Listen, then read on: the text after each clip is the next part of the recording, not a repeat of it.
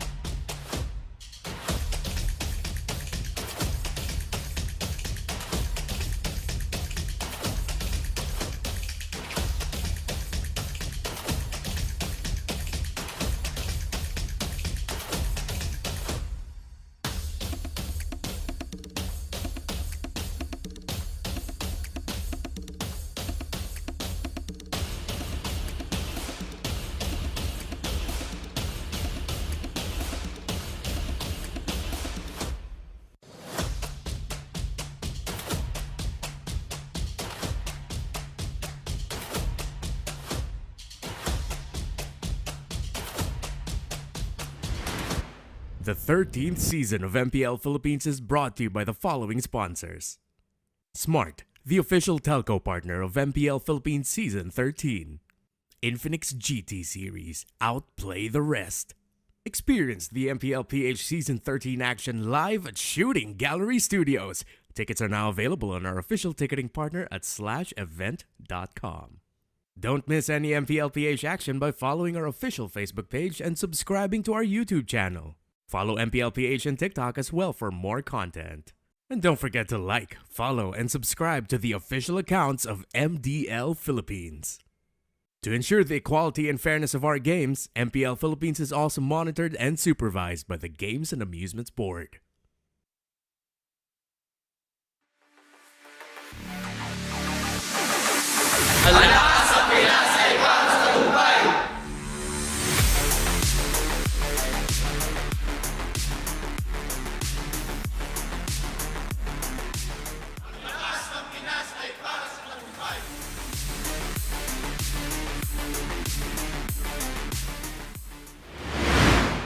The code breakers anew, driven by their championship mindset.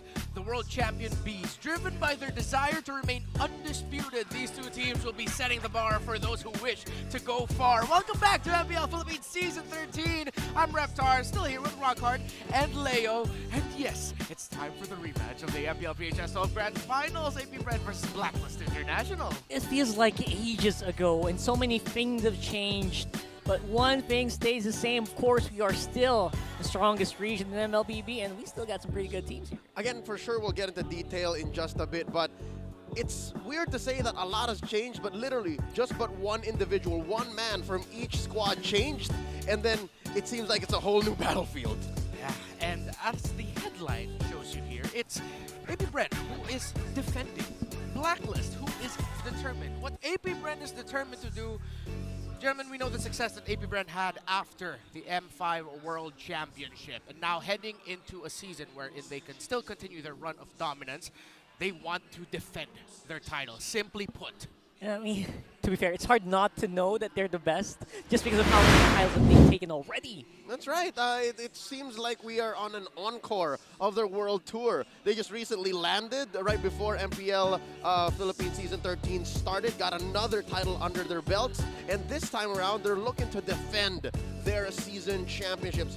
Some members of their squad actually two-time MPL champions, but just the same, they're facing off against a very who themselves are also defending something of their own, a legacy of excellence under the Blacklist International brand. Yeah, determined to return to their championship form are the code breakers, and the way they've talked about their expectations for this team, they still want to get there to the top, but it doesn't have that same air of, dare I say, arrogance in the past. Now it's more of like, if you're not careful and if you doubt us and if you think you're gonna easily beat us, then you'll be surprised by us. That feels like the air Blacklist is coming in with this season. Which at some point, some might argue, whether you're an agent or not, comes down to semantics, right? It comes down to how you take it and how the aura of this team has changed. Yeah. Despite a season and a few months elapsing, one player moving out, shifting that roster just a wee bit, it seems like so much has changed, but still it's the same Blacklist International. A big change, but one thing I've noticed that hasn't changed here is their big trust on the what they call the MV free. Oh, yeah. And they are really sticking to it, and then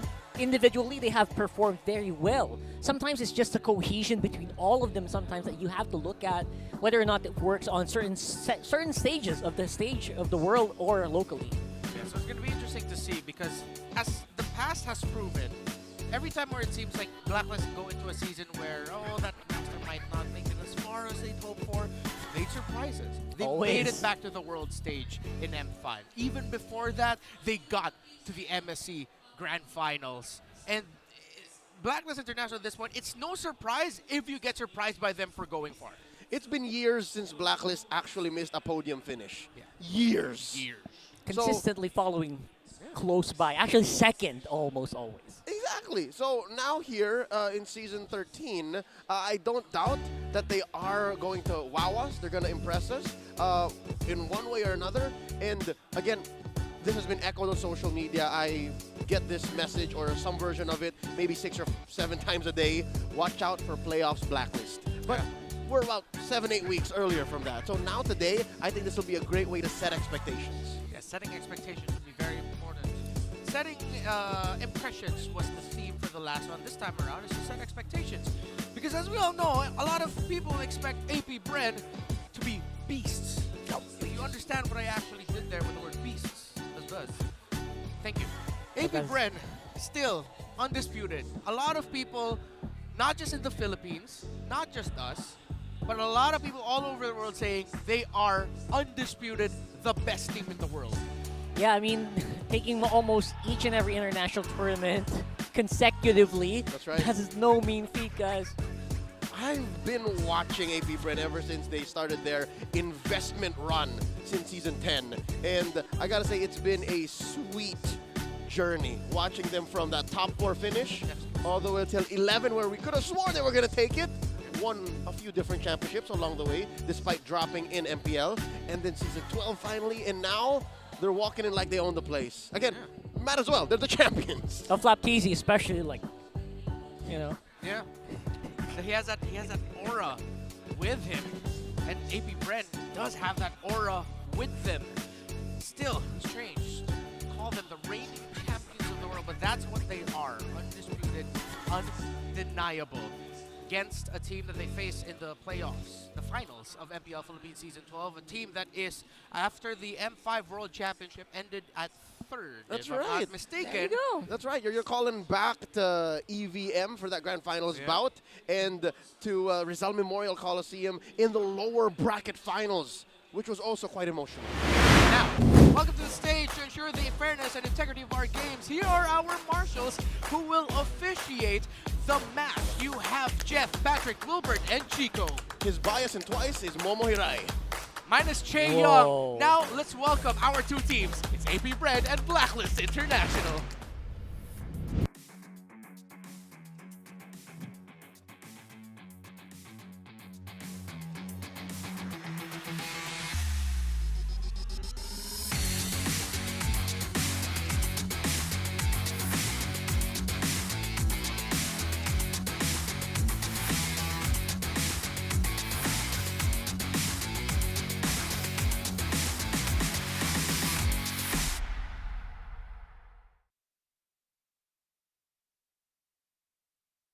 Mind you that they shattered the Golden Road.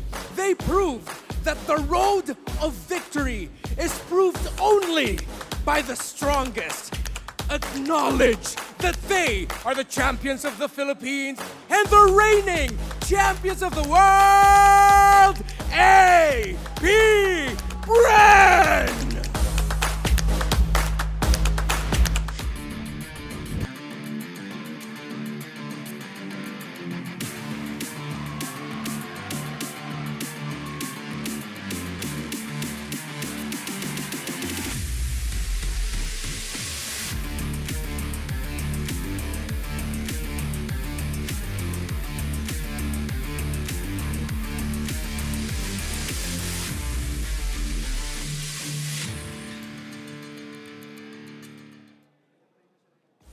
Driven by the desire to be the best, yet again.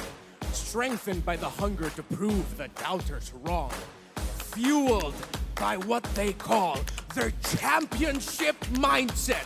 They are truly top tier. It's Blacklist International!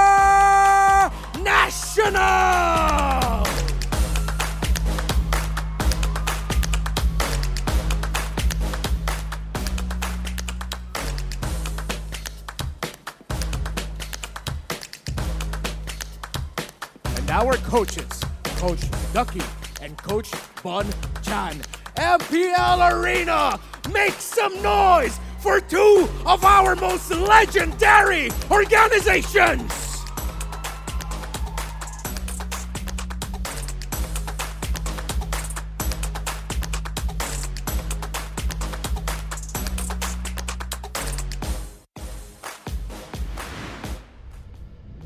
And in case you missed it, the team that shattered the Golden Road, Super Marco, Kyle Teasy, Few, Flap Teasy, and Ogwen, is the reigning world champions AP Bren. They literally colored the road with gold as they walked all over every single airport I can think of right now. And their opponents, Blacklist International's Oheb, Sensue, Yue, Edward, and Haji. If last season's Blacklist International felt very young, this one is in their sophomore year. Again, they are resetting their mindset, they're redefining their approach to the road to another championship, and they're bound to make the haters think twice. I'm loving the vibe on Oheb, by the way. The Filipino sniper, I've been a fan of him for years now. He's my baby brother, but tonight, to be honest, as he stood right in the middle of that lineup, I think he's gonna be something else tonight. And Blacklist International will have to bring something else tonight. Now that Haji back in the room, it feels like this was something that people were begging for last season. Try Haji out in the roam, and even before that, and now he's back here. Well, Askin, you have been given. That's exactly what it is. And I would love to commend Blacklist for sticking to this. This is exactly where Bren was a few seasons ago, way back season 10. It did not work out. They did not finish in the strongest way, but they stuck with it. They let it cook. They let the combination cook, and look where they are now. I'm hoping that in Season 13, finally we see come to fruition the expectations to see Haji go into a full-on leadership role. Because again, he's always been touted as a co-captain with the Hitman, Renegade, in the previous seasons that they've shared the roster together, right? But now, it's him who's clearly taken the lead. It's him at the reins of this very young roster. So, with that said, I'm all for it. I want to see the machine work. Bold ask here, as Blacklist International will be going up against AP Bren, Flap TZ, the World Championship Finals MVP. Leo, what's our Infinix keys to victory? Let's talk about it. The K2V brought to us by Infinix, as we see two of the most celebrated, decorated, talented, and just beloved XP laners in all of the game. For AP Bren, we gotta see that hunger. You've won so much already. What in the opening weekend will you show that proves that that doesn't get to your head, that there's more to the bees?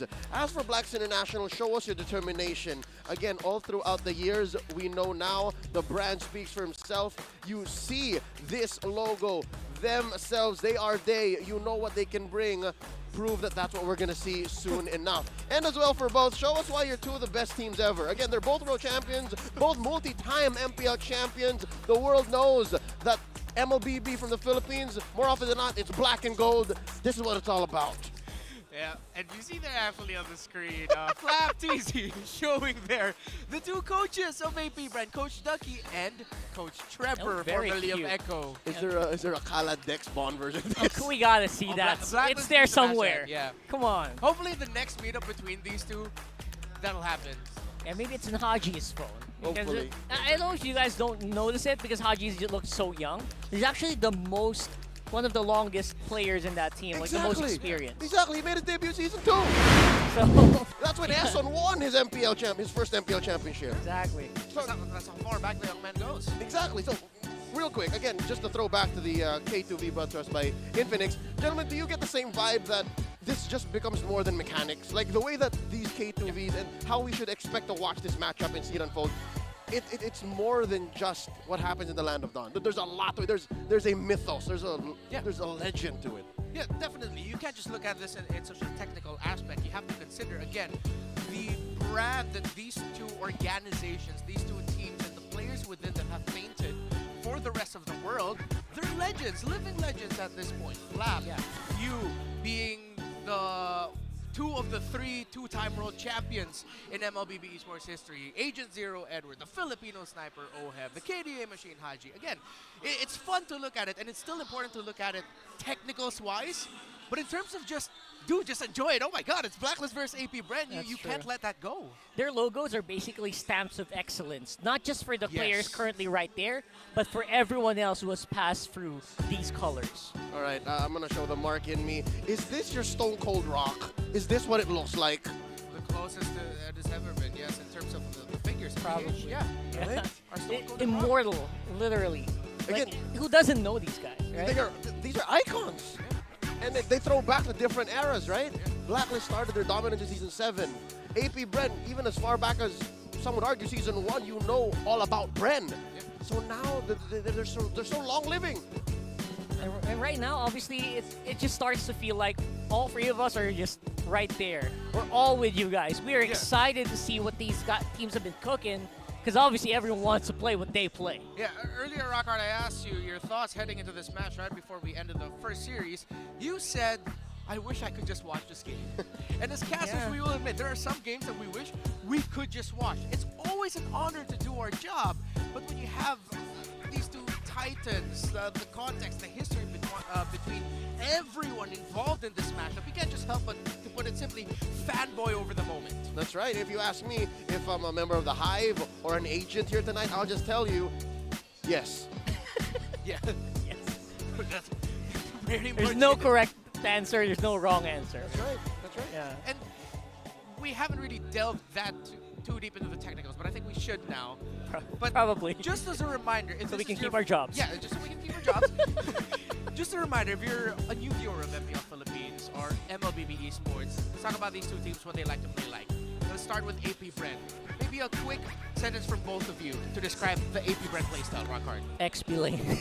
XP lane. For Baby Bren, Flap TZ has been crazy. Recently, I don't know what is with this guy, but he's got it. All right. Yeah. Leo, what about you? Perfect response. They're capable of playing the aggressive way. They're capable of playing the long game and finding an odd moment to rope-a-dope. But when AP Bren are cooking, it's always the perfect response to whatever is happening. All right. So that's a quick reminder of what AP Bren likes. Blacklist International. You know, so I could join into this. For me, it would be deadly comfort. You know how they play around objectives and the utility type junglers and roamers. That has been their stamp of excellence. And I think they have to kind of just roll back to what they're known for, especially when Bonchan was just on a roll. It's to innovate. I feel like every time a season we go up for an off season, Bonchan just comes in with something crazy. It shakes everything up. I miss those times, and those are some things that you can never count out with Blacklist. I'd like to think that's one solid strength. I'm not saying that doesn't exist anymore. It's not something we can expect for. But what really impresses me for Blacklist, especially in recent memory, is their step-by-step approach to the game. Whether it be outside of the Land of Dawn or in the Land of Dawn, maybe only second to RSG, who's, through the leadership of Coach Panda, very good with the ABCs, the 1, 2, 3, the procedural timing-based approach. It's Blacklist who's second to that. Even with, the Royal Duo in the lineup, or this younger lineup, they always know what's next after a certain play. All right. And so people will probably be saying, hey, Reptar, why didn't you say anything for AP Bren? I'll put it simply, best in the world. And now, we are heading into the draft between two legendary organizations. Figures up there in the mythos of MLBB esports history. It wasn't that long ago, we saw them in action. We got a glimpse of what they can bring to the table. For AP Bren, we got a full look. And of course, we're getting a full look right now. Uncle Esson, actually, back in the roster for Blacklist. I miss Esson, man. I feel like if you throw Esson in, he's just gonna do something. He's just gonna do something. He's immortal at this point. He's immortal. Can't touch him. One of the founders of New Hook City, because I was reminded that Payne was the first Hook City mayor, and then eventually became Esson. But now, done with history, let's go back to the present. AP Bren on the blue side, Blacklist International on the red. Yeah, this is gonna be really fun. And again, I would like to remind everyone, take notes. It's so crucial for you to guys know what literally the best teams in the world are doing right now. And I think if you are a big fan of the whole meta, if you study it very extensively, you are recording right now. So make sure it's on 1080p. Oh, for sure. Or higher. Or higher. You can go higher if you can, 4K. We don't blame you for it.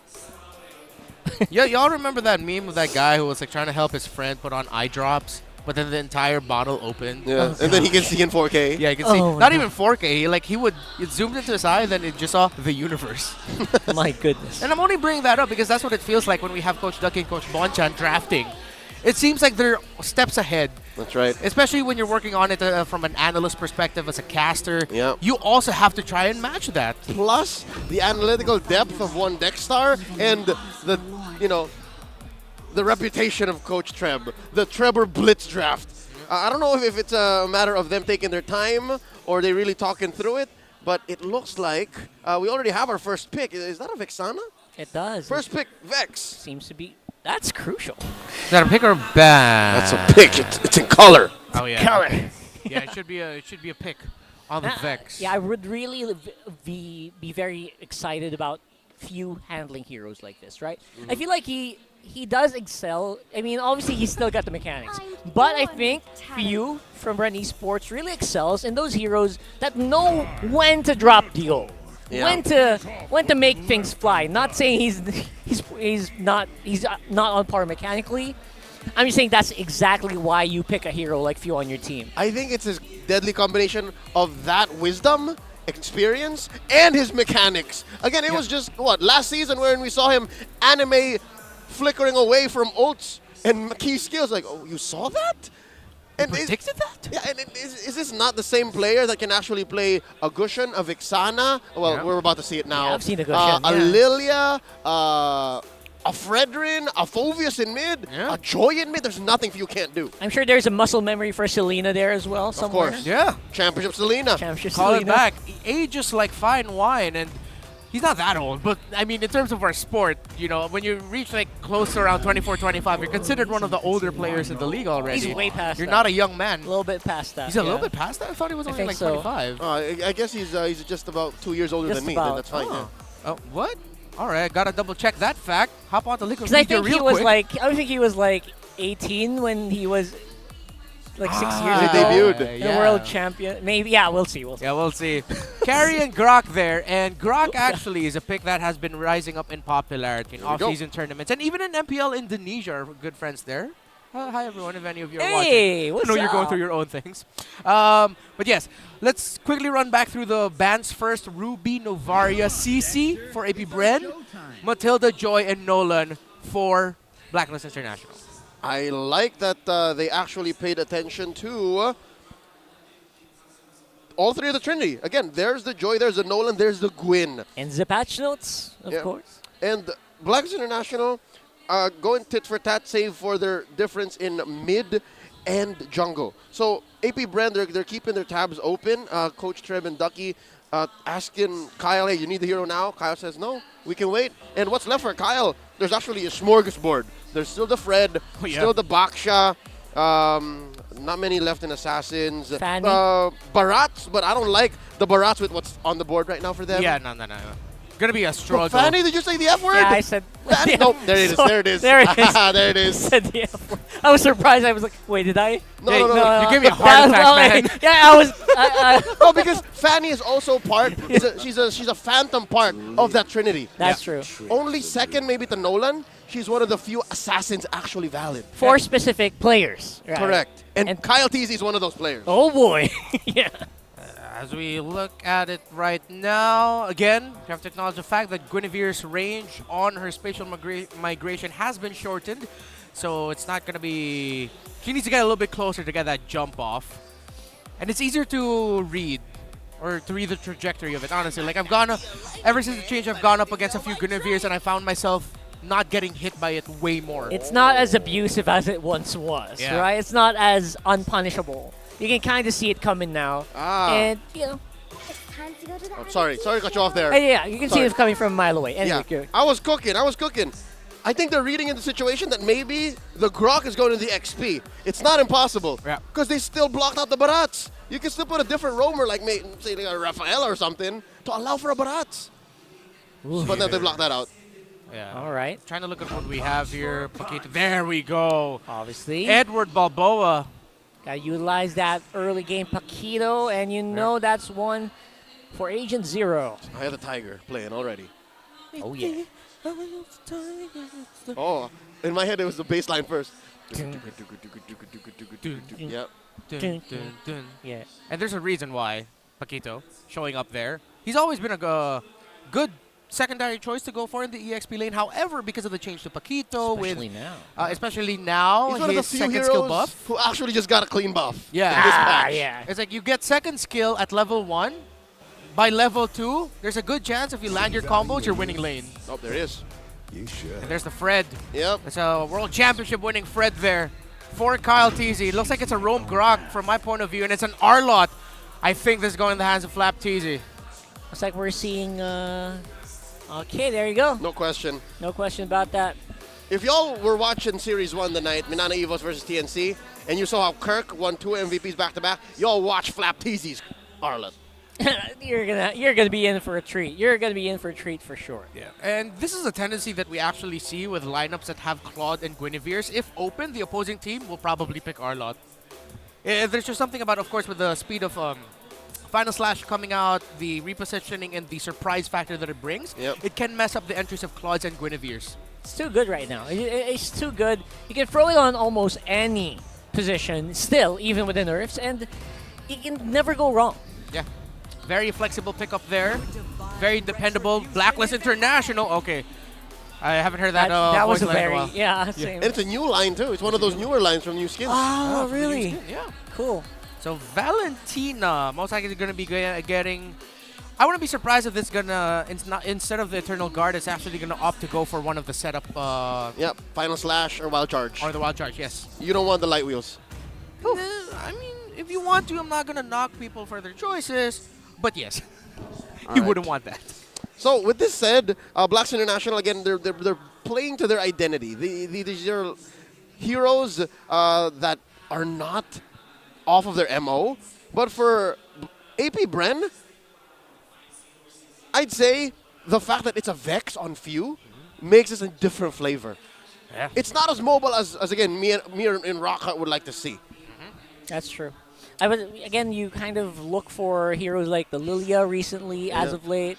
Aurora, I'm missing out the Auroras. The off-season was too long. Yeah, for it was the just too Aurora. long, man. People just did not bite into it. Huge shout-outs to our online viewers who are with us to witness our superstar match of the week, AP Bren and Blacklist International. And of course, as our way of saying thanks, watch out for the code that you may redeem in your MLB app for hero skins and tournament chests. Game number 1 between two legendary organizations. The calm before the storm.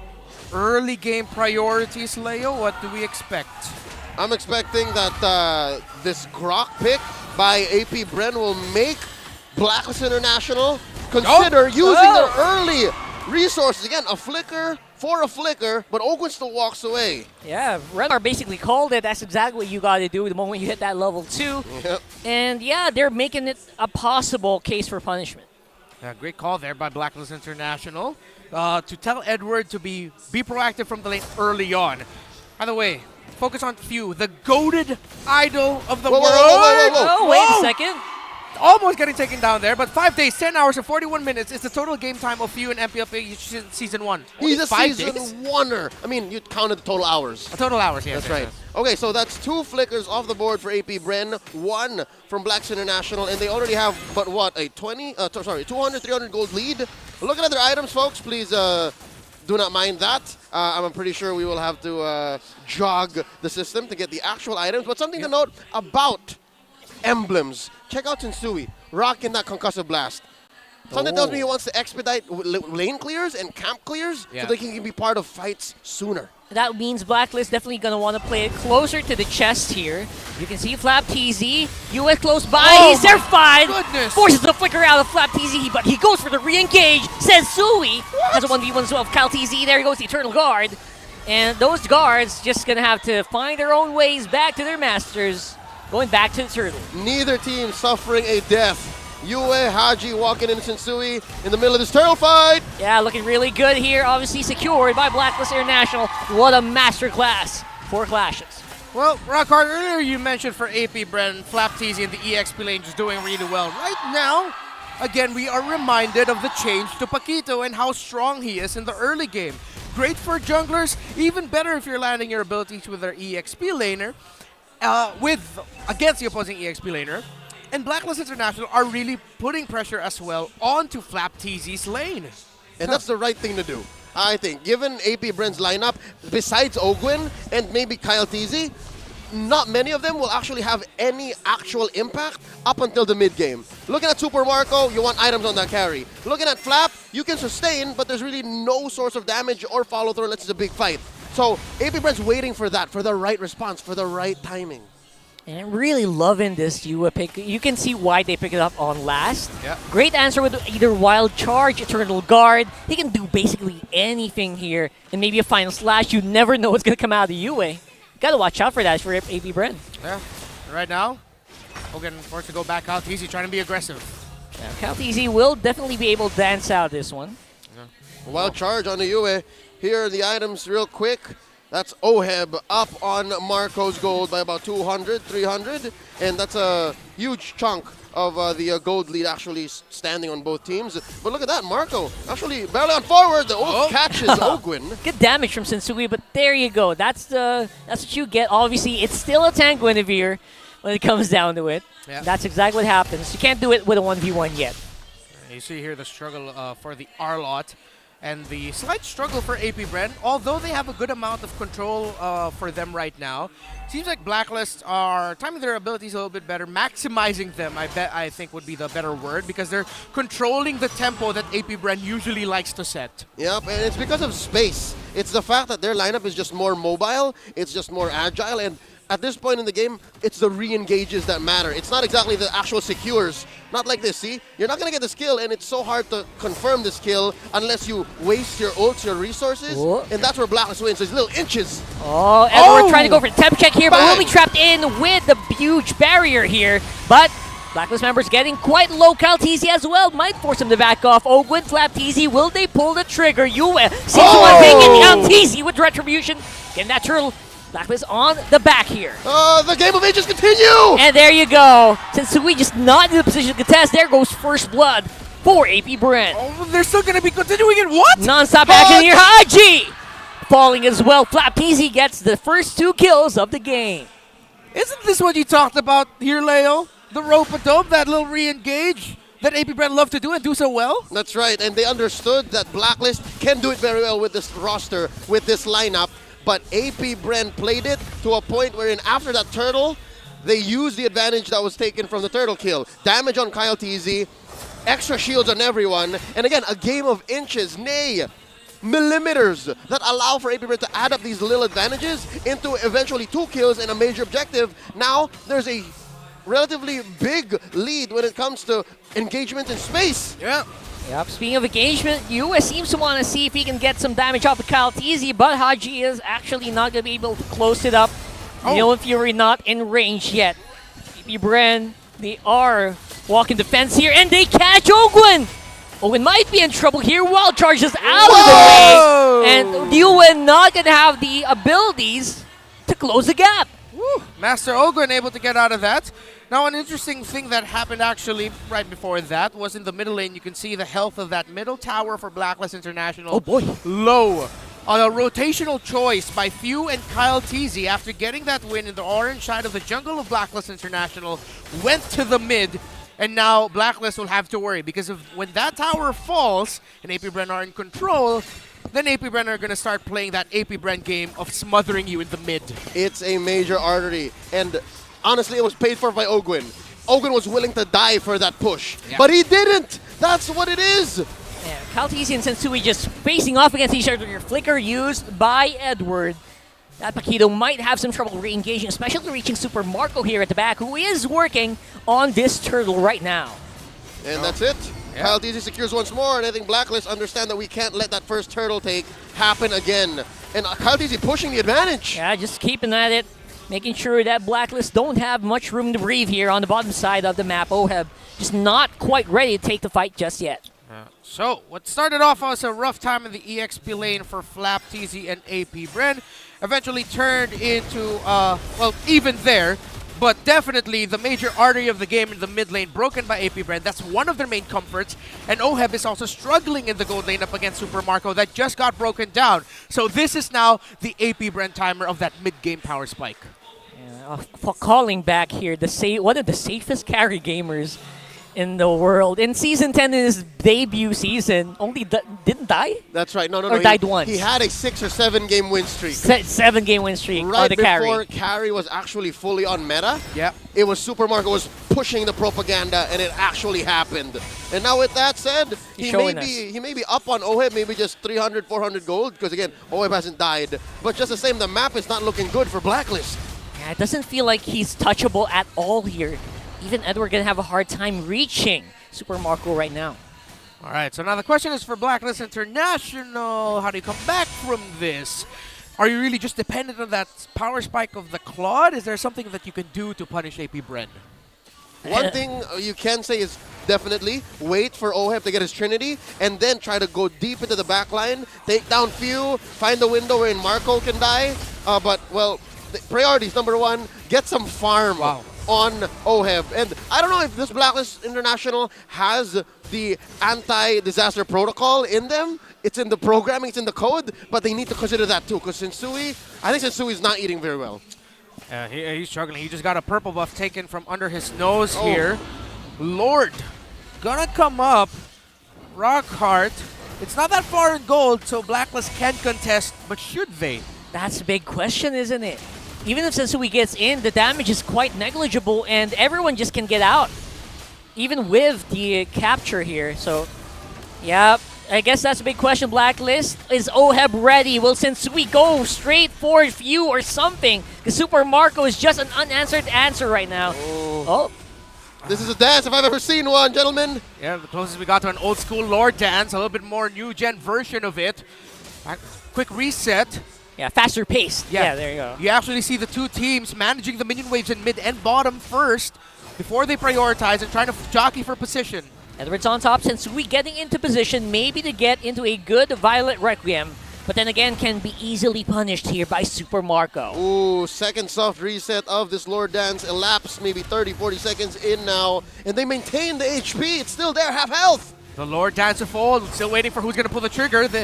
Not exactly in position. Here comes AP Bren. Yeah, that's a beautiful wall here, making sure that no one can actually answer, except maybe for a good Violet Requiem. And we're seeing it right now, but the effect is just not being felt here. Edward from the back. Palpatine still gets a retribution. Ogun goes down. The collapse is beautiful here for Blacklist.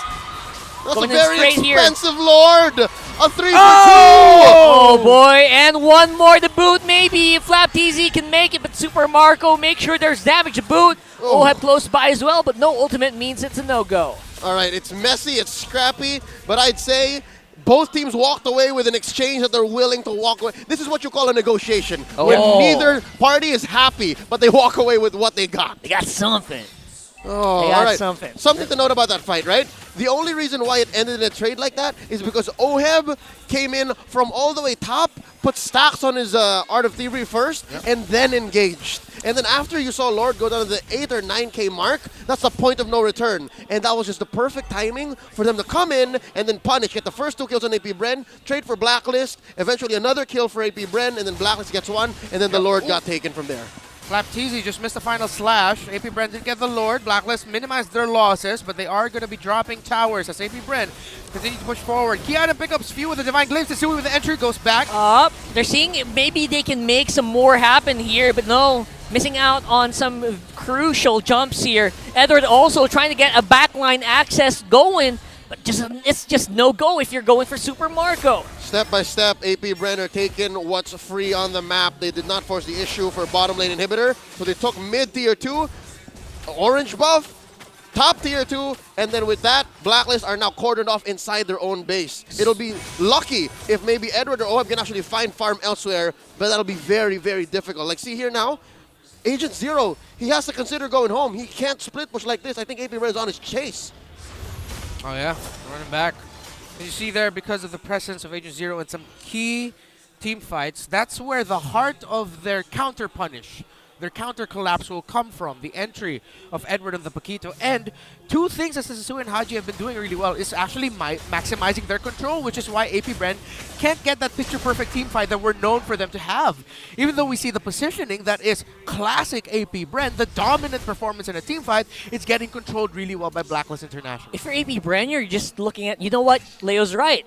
They're going to have a lot of team fight access here from the back with Edward, but if you are AP Bren, you're also thinking, you know what, keep an eye on Edward, we should be good. Our front is pretty much covered. Yeah, something else to note, I think they have to keep tabs on Edward's flicker timer. Yep. Again, now it's clear for us to see 40 seconds in, but that's not going to be enough time for until the Lord spawns in about 20. So there'll be a, 10-15 second window wherein AP Bren is free of any threat from Agent Zero. So I wonder if they're playing that well now. especially since they're setting up the long lane here in bottom. Yeah, not just to avoid his threat, but also to find a way to punish him for not having a flicker up, but he's going to the opposite side of the map. So I don't think AP Bren will find that opening. They get first positioning in the Lord. Oh, have got the orange buff there. Waves look super good right now, and looks like it is a go for AP Bren. Super Marco up front, Wow. and a huge entrance here for Flap TC. Nice request, nice answer here for Requiem, but Edward is also going to be put up very, very low. Rabun changing, takes a face full of light wheels. Now Lord down to a fifth of his health. Oh, he's getting ready to go in maybe, but a wild charge from Owen stops him out. Yoei goes down as well, but Edward takes out Few. It's a reset on the Lord, but look at him. Caltini, Super Marco, they're taking him out. They are wreaking havoc on the Blacklist front line. What looked like a huge fight for the Lord turned into just, you know what? Let's just fight. A good turn by both teams. A good decision there. AP Bren will win that Lord out, and now they're going to be marching towards top. Deja vu. It was just but weeks ago that Blacklist had to face the Turkish Fireflux Esports, and it was in the very same moment. My They God, turned. Marco! Oh! That was... Now, that's just the firepower talking. That's just about the 4K, 5K gold lead that AP Bren has. That's Marco Maniac right there. That wasn't a Maniac, but you know how he can play. It felt like a Maniac. Felt like a Maniac. That's what matters. Fun fact about Super Marco, most kills in MPL Philippines Season 12. 128, also the highest kills per game and GPM and gold per game. Super Marco showing why he is one of the best, if not the best gold laner in the world right now.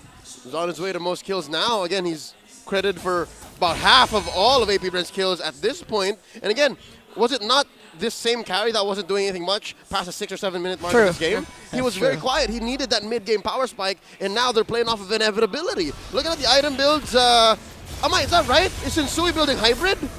Seems so. I think they are feeling that big lack of some damage, maybe, into what we can only expect when the Violet Requiem comes in. They're just not getting what they want. Now they are going to have to face the brunt of the AP Bren's front line.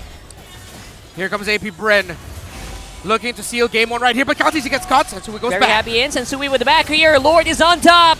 Waves are getting cleared up, but will it be enough? Haji goes in with Fury, and it's only going to be a few people coming up here, and AP Bren are ready to go for it once more. AP Bren have to defend the front line, and the back line against Edward, and he's going to go, and that just might be it.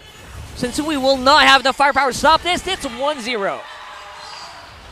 Good start. Great start for the reigning champions of the world. It was rough for them in the beginning, a bit of pressure from the side of Blacklist International Agent Zero. But as always, AP Bren finds a way to turn it around and spike up in the mid-game. Exactly how you expect the world champions to play, you will not be able to breathe. If that's you know what I mean, right? When you're in the game and you're trying to get some breathing room, they will not give that to you. Yep, as soon as they went for that gambit in mid, Ogwin almost paid with his life to try and push that mid lane turret, open up that main artery to allow for the rest of AP Bren to farm, wherein it was supposedly Blacklist farming that definitely grew that gold lead. I'm waiting for the post-game stats. I want to see if it really was just about 5K or 6K in between, because it felt like more. It felt like double that. Yeah, I think it would also have to be attributed to the fact that Blacklist International at times looked hesitant to make a play. They were, it's as if they got into the idea of, this is AP Bren we're dealing with. We have to find a better picture of our start. And that sort of got to them. That's what it sort of felt like at times for me. I could be wrong. The way I read that situation, again, on your behalf at least, because I get it.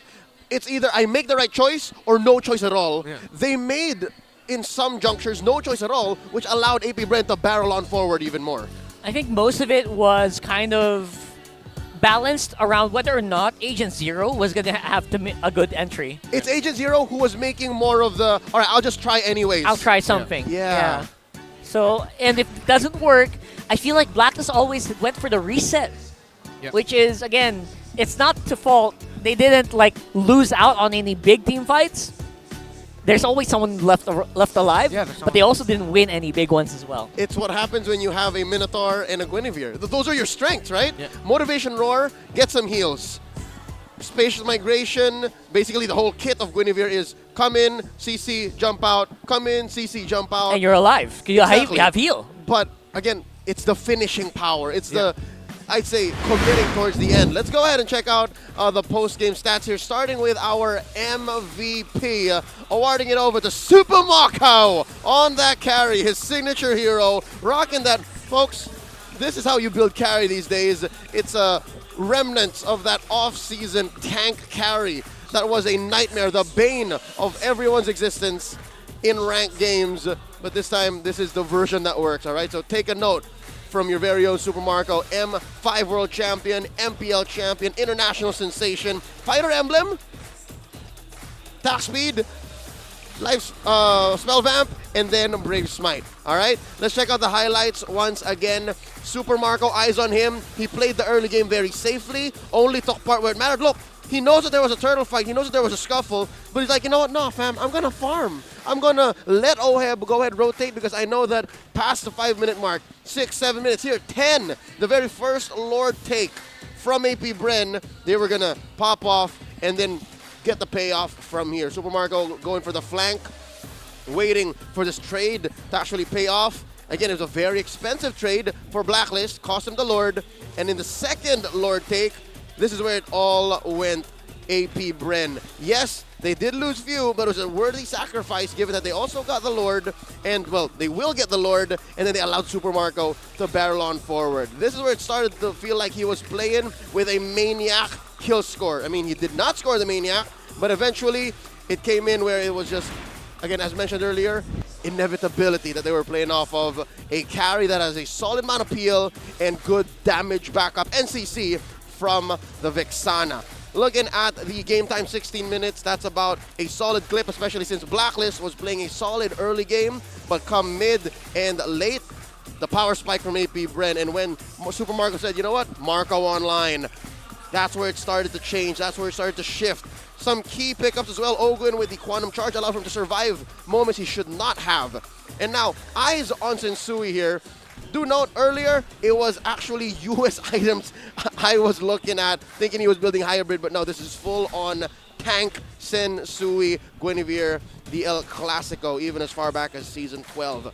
Comparing that to what Kyle TZ built, who was already propping up for Oheb to be online, he built this blade armor relatively early. I think as early as the Lord #1, he already has a blade armor. So he knows that if Oheb is coming in, hell, even Edward, if Edward tries to burst down the Fredrin, trying to take the retribution out of Blacklist, AP Bren's formula, then he would at least pay the price. That would be at least a trade. Looking at the damage dealt, team fight participation, again, majority of these kills going over to Super Marco. Kyle TZ and Flap TZ being solid both peel and a threat for CC. Solid front line, but still, this is odd. Gentlemen, I did not feel that Edward was a sandbag. Did y'all feel that too? I think he was putting out solid amounts of damage. Yeah, did a solid pickoff maybe 2 or 3 times, but him taking the most damage? Probably because of the shields, he didn't feel like he was dying a lot, but he was probably the insane amounts of shields coming in, right? Yeah, because he was the frontliner that was always deepest, I believe, for Blacklist International. I guess. So, again, the amount of damage he was dishing out and taking, and then weaving in and out of fights, maybe that's what added up to the 94K he took in total game #1. And talking about damage to turrets, I don't know exactly how accurate this is, but it did feel like after the 6 or 7 minute mark, Blacklist really could not touch any of AP Bren's major objectives. Wow, what a performance by these two teams. And of course, AP Bren just showing the world why they are who they are. I mean, most of the time, it was just like, I was just caught myself with my mouth open. Wow. Yes. It's like, how do they keep doing that? It's amazing how they do it. But at the same time, you also have to give it to Blacklist. I mean, it was a very slow burn for AP Bren. I think it's a shame that I also did not mention as much of Flap TZ. The fact that he was a very quiet player, or at least a silent actor in a lot of these fights, means AP Bren was hiding the potential. Because again, how many major responses with the final slash did they have to do? Again, maybe it was because it was so clumped up, but the fight ended way too soon before we even saw that actually happen. Yeah. And Before we move on, though, we just have to remind everyone that we want to give a huge shout-out to our official sponsor, Smart. Be part of the digital transformation in the world of connectivity. Say hello to convenience, flexibility, and local connectivity with a smart prepaid SIM. Right there, your eSIM, bro. Yeah, just scan it. It's right there on you. It's a QR code. That's right. You can grab it via digital delivery through the Smart online store for only 99 pesos. That's the Smart eSIM. Get to it. This is the future. Future. Future is now. Now we have to look at, well, still the future. What's there to do now for these two teams? Because I have a question, gentlemen. Yes, a season has passed. A major international has passed. Off-season tournaments have passed. But it still feels like I'm seeing the same two teams we saw in MPL Philippines Season 12 in terms of how they play. Maybe just different or improved versions of it. But from my point of view, it feels like nothing has changed between them. And even though Haji's like filling in for the shoes of the Hitman Renegade, sorry to remind you, Leo, I know how much it stings you. And I know it also stings you there, Rockhart. Why do you have me too. I'm going to have to see Leo later sulk in a corner again because of that. Oh, yeah. Come on, bro. We've gone through the entire day not mentioning, right? We passed almost 24 hours. Okay, you know what? Here's the thing. Bittersweet that Renegade, the Hitman, is not here. But, again, a little bit of silver lining for Blacklist International. Was it not in this very same time in Season 12, early on, that they were also still kind of finding their grounds? All right. Just a moment, we're going to hear from one of our players, Flap Teasy from AP Bren. Let's get his thoughts on Season 13. Siguro yung na-discover ko sa sarili ko is yung kahit alam ko naman sa sarili ko na wala akong pag-asa, ganun. Pero di pa rin ako nag-give up eh. Tinutuloy ko pa rin kahit alam kong mahirap. Tinutuloy ko pa rin. Tas ayun siguro yung naging advantage ko.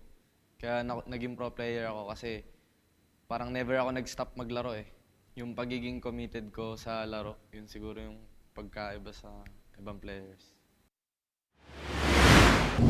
AP Bren's Flap Teasy sharing us his version of his championship mindset. Because we remember, Flap Teasy was one of the most, if not the most successful rookies of all time.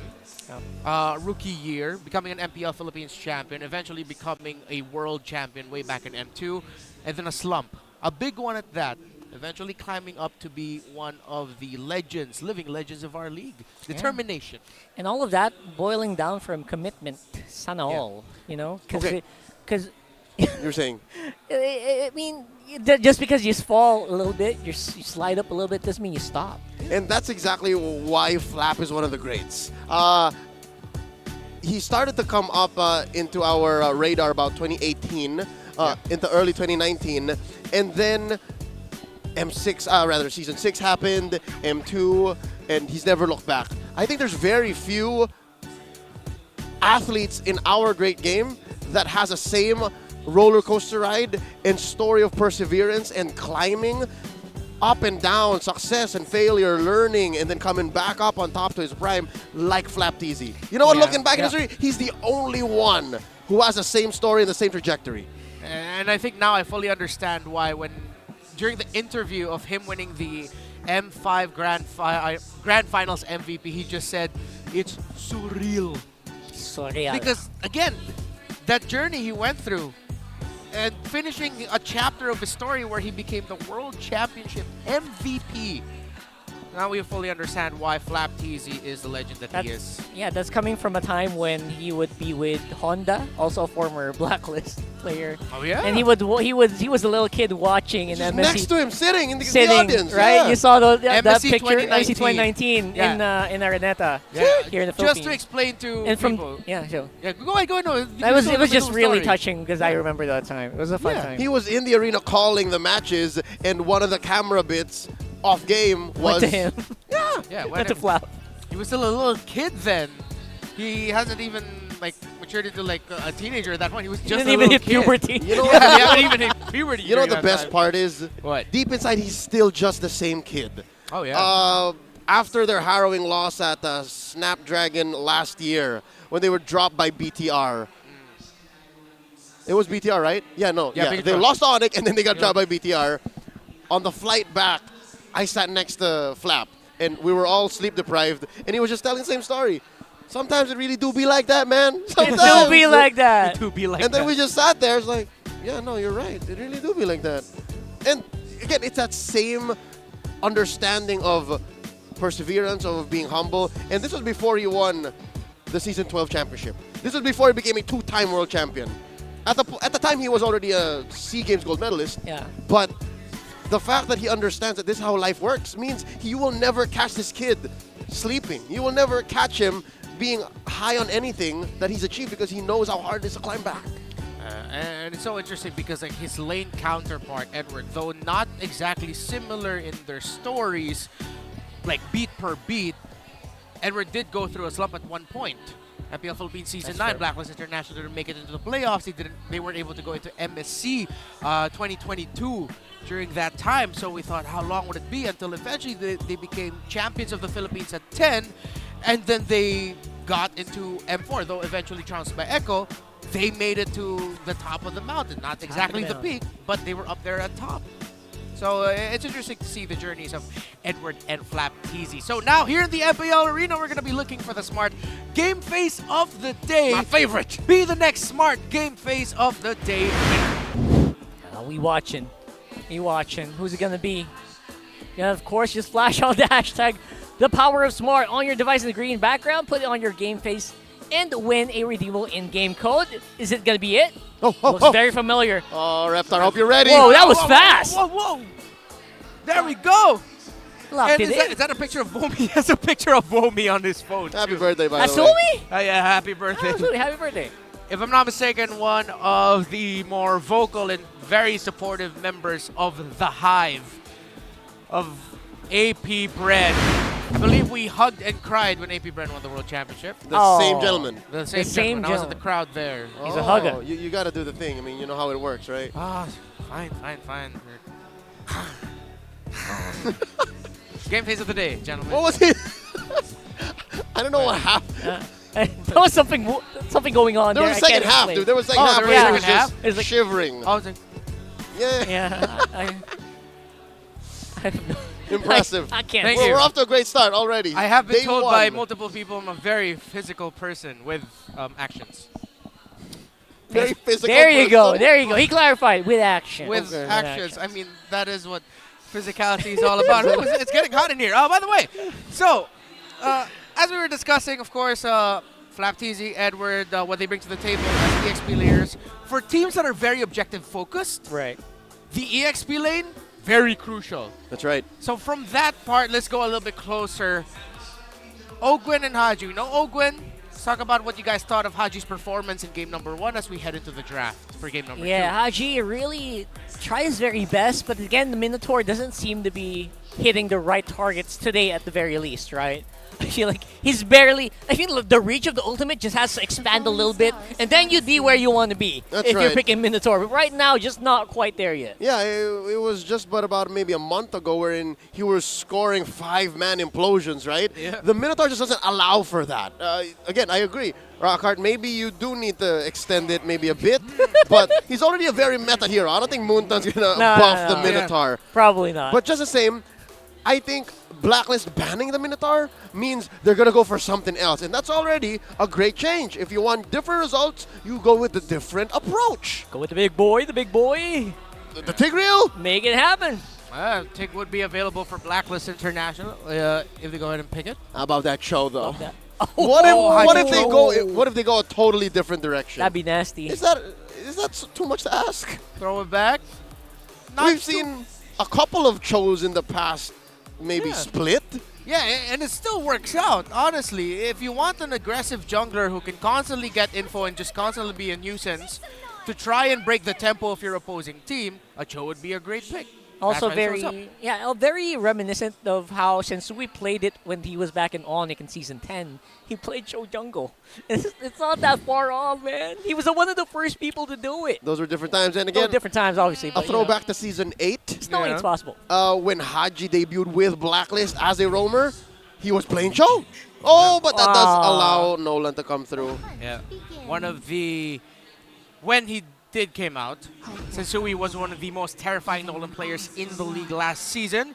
So AP Bren, as expected, when you have someone who goes in for dive, you want to control it. You pick up a Ruby and a Vexana. Two heroes in this current metagame that up against dive just gives them a much more difficult time to play. Ruby just feels so strong right now. I don't know, throw it anywhere, and he's going to do so good. Yep, it's relatively hard to read, but most Rubies these days end up in the roam. So with that said, there it is. We were looking for the Tig. And the Nana! And we are going to be eating good. And Blacklist secures a Nana. Yeah, this is a Nana debut in Season 13. Yeah. Obviously, I know everyone who plays, you know, you all love your Nanas. Yeah. Right now, it's a treat to see it back here in MPL Philippines, and with the Tigreal, it's gonna be fun. It's gonna be a fun game to watch. With Claude open for the board here, actually, it makes AP Bren think twice of picking that hero, because if I'm a Claude, I would be quite hesitant to go up against a Tigreal and Nana. Oh, so for sure. I felt like that was a good block pick by Blacklist International. It's not impossible to make a Claude work here, but it will be difficult. Even a Curry, if they pick up the Curry here, it'll be less than ideal. So maybe the Harith becomes a hot pickup. I see it getting banned, honestly. Yeah, exactly. exactly. Yeah, there so it is. we're going to have to play the Mexican standoff, like who pulls the trigger first. Barat's here going to be closing up the first half of AP Bren's draft. So there's their jungler for sure. I like the Barats into the Nolan matchup. I think that's safe. I think you're both coming in from different angles, and neither is prey or predator to the other. And the way Super Marco played earlier, it won't be out of possibility to have Carry banned out. And the Harith, Carry and Harith maybe as well.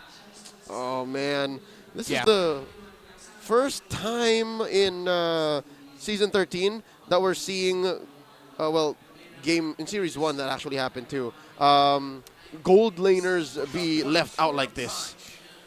It's true. What? Well, last time Nana was picked was MPL PH Season 10 by Super Friends. I remember that. But has it really been that long since someone played Nana? Has there been no Nanas in Season 11 or 12? Almost 2 years. Whoa, that's cool. Wow. That fact flew over my head. Well. Well, thanks to our league historians for digging that There's up. the Carry ban. Predicted on the Carry ban. For the longest time, I feel like people have been mocking Nana picks, so maybe that's where it came from. But yeah, you can't do that anymore. Now she's real. Can't do that. Phovius banned though, so there's gonna be more heroes with dashes. Oh, they'll still go Claude. Go for the Claude, man. Okay, so they're not gonna. They're gonna play into it. Yep, it's straight up mechanics. Marco just do the thing. Purify for sure is one of the keys to this. For sure. We'll need to. Needs to be a little bit more frontline for AP Bren. Well, Depending on what the gold laner might be here. Yeah. Yu Zhong, Lapu Lapu for APB might look good actually. Picks like this kind of put pressure on a Nolan pick to be very, very important. Very aggressive early on, because if you don't do it, you might be in trouble. And they already have half of a formula. They have the Nana. For Nolan to work, you need a solid amount of burst. You need a solid amount of damage that's reliable. They only have the magic version. They still need the physical. And they have a dead lane. And I'm liking this. I like the Brody. That's an additional level of CC that the Claude has to watch out for. I feel like a Yu Zhong will be really good right now for AP Bren. But again, also like Lapu, just to make sure you have someone that can reach the Brody. Really crazy version of that would be a Benedetta for Flab, but we don't see that often. I mean, throw it out there. It's still a big possibility. Arlot's kind of open, though. I don't know. Arlot and the Rizzler are open go too. For that. Yeah, the Rizzler. XP lane is oddly open right now. And to think that Blacklist actually went for the Thamus. It could have been, if they were looking for a dead lane, it could have been There's a Yu Zhong. Thamus or Uranus. But yeah, no. You go for the straight cut to the back. You're finding the Brody. It's Thamus is Yu Zhong's always a good balance between damage and just being tanky enough. Has enough assassination possibilities as well to kind of tilt the lane in your favor. But it's going to be a slugfest, spell vamp fest there on the XP lane for sure later on. Yep. Again, only second to Aldous. The only way you can, for sure, access a backline. Yeah. No other hero does the same. 100%. Between the Toms and the Yu Zhong, though, in team fights, I feel like it might be a little bit more difficult for Toms here because there might be such scenarios where Toms goes in, but the other members are just stopped by the Yuzong because he's Black Dragon forming and they have to go back. Yep, it's an absolute way to penetrate a line. The Tams have to do it the old-fashioned way, but the Tams can actually buy time. The Tams actually wins the lane if they stick to it. Either they use the Tams to buy time a lot, or they play so tight that, you know what, they're going to be able to maximize the Nana damage and the Nolan damage. Let's see who will win this game. It was Blacklist International falling to AP Bren in game number 1, what we thought would be closer. Suddenly AP Bren hit a power spike. Will it be the same story, or will the Codebreakers force game number 3?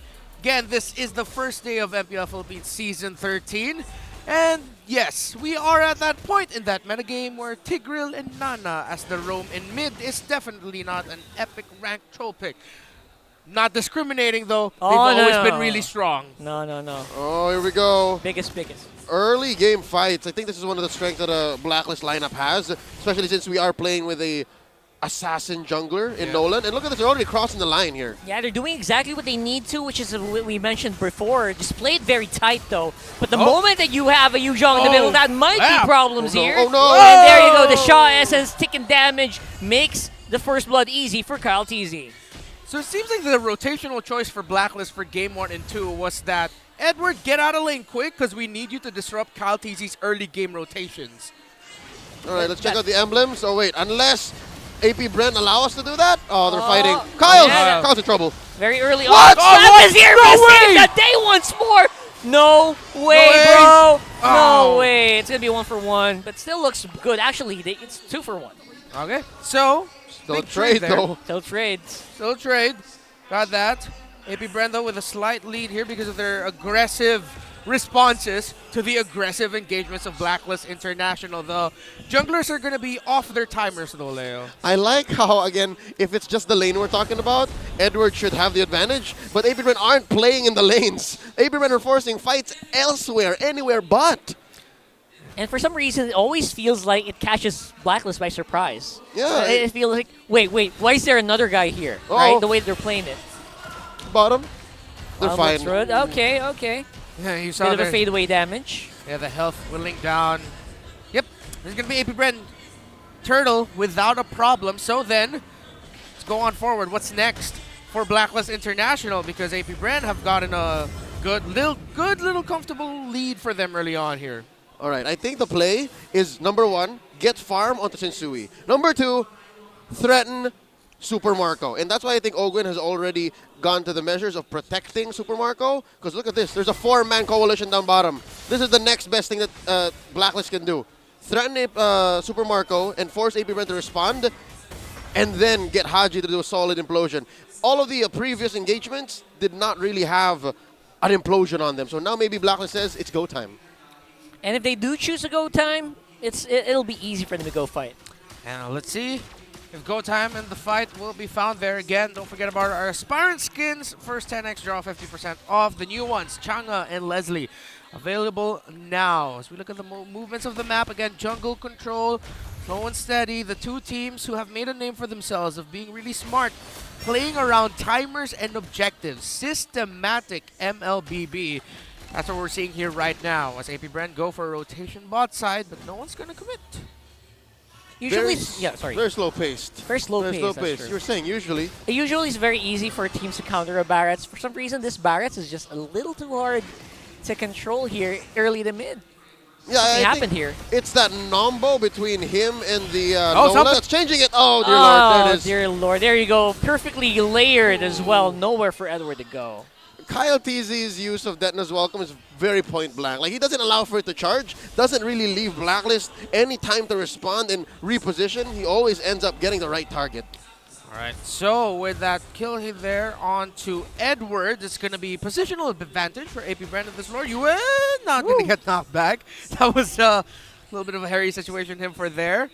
Purple buff of Kyle TZ just about to spawn, but AP Bren still confidently playing around the mid and around the next spawning turtle. Yeah, I feel like agents all around the world waiting for Sensui to get going here on this Nolan. who seem to be just having a bit of a hard time finding the targets as well. Yeah, it's tough to be a Nolan at this point in the game, especially you're down 2K and you have Yu Zhong hunting for you constantly. Wait, what? Oh! The mid! Whoa, Yua blew up few there out of nowhere. I wish I could have seen how that happened, but Kaltizi still securing that turtle. Looks like it was an implosion by Haji set things up. There you go, yeah, and it was a one-man pickoff. Still allowed for AP Bren to score the turtle, again, second of the game, but as I was saying, I think it's wrong for us to think that the only way Blacklist can clap back is through Nolan, through Shinsui. Because again, there's only two things that this hero does, is pick off and kill via cleanups. And if big team fights don't happen, then Sensui's going to have to wait. He's very patient. This is what he showed us in the playoffs of Season 12. But right now, looking at the gold gain, they're down maybe 2,000 gold, and it's in the very right places. It's on Super Marco ahead for AP Bren, and of course, in the XP lane. Because again, is it just me or is Flapdish so comfortable with this Yu Zhong? He won M2 with a Yu Zhong. Yeah. That's right. He got away without a problem. He's letting out a little laugh with that sticker. AP Bren now making one of their signature plays. A sandwich push behind the first tower at bottom to break it down. And as usual, if you don't hear us mentioning a gold laner's name, he's probably doing a pretty good job. Being stealthy, making sure he's out of the hairy situations, and getting the gold to make sure he can carry the mid to late. And the fact that it's Super Marco who's actually pushing means it's not exactly peaches for Oheb. Now Oheb has to find elsewhere to farm.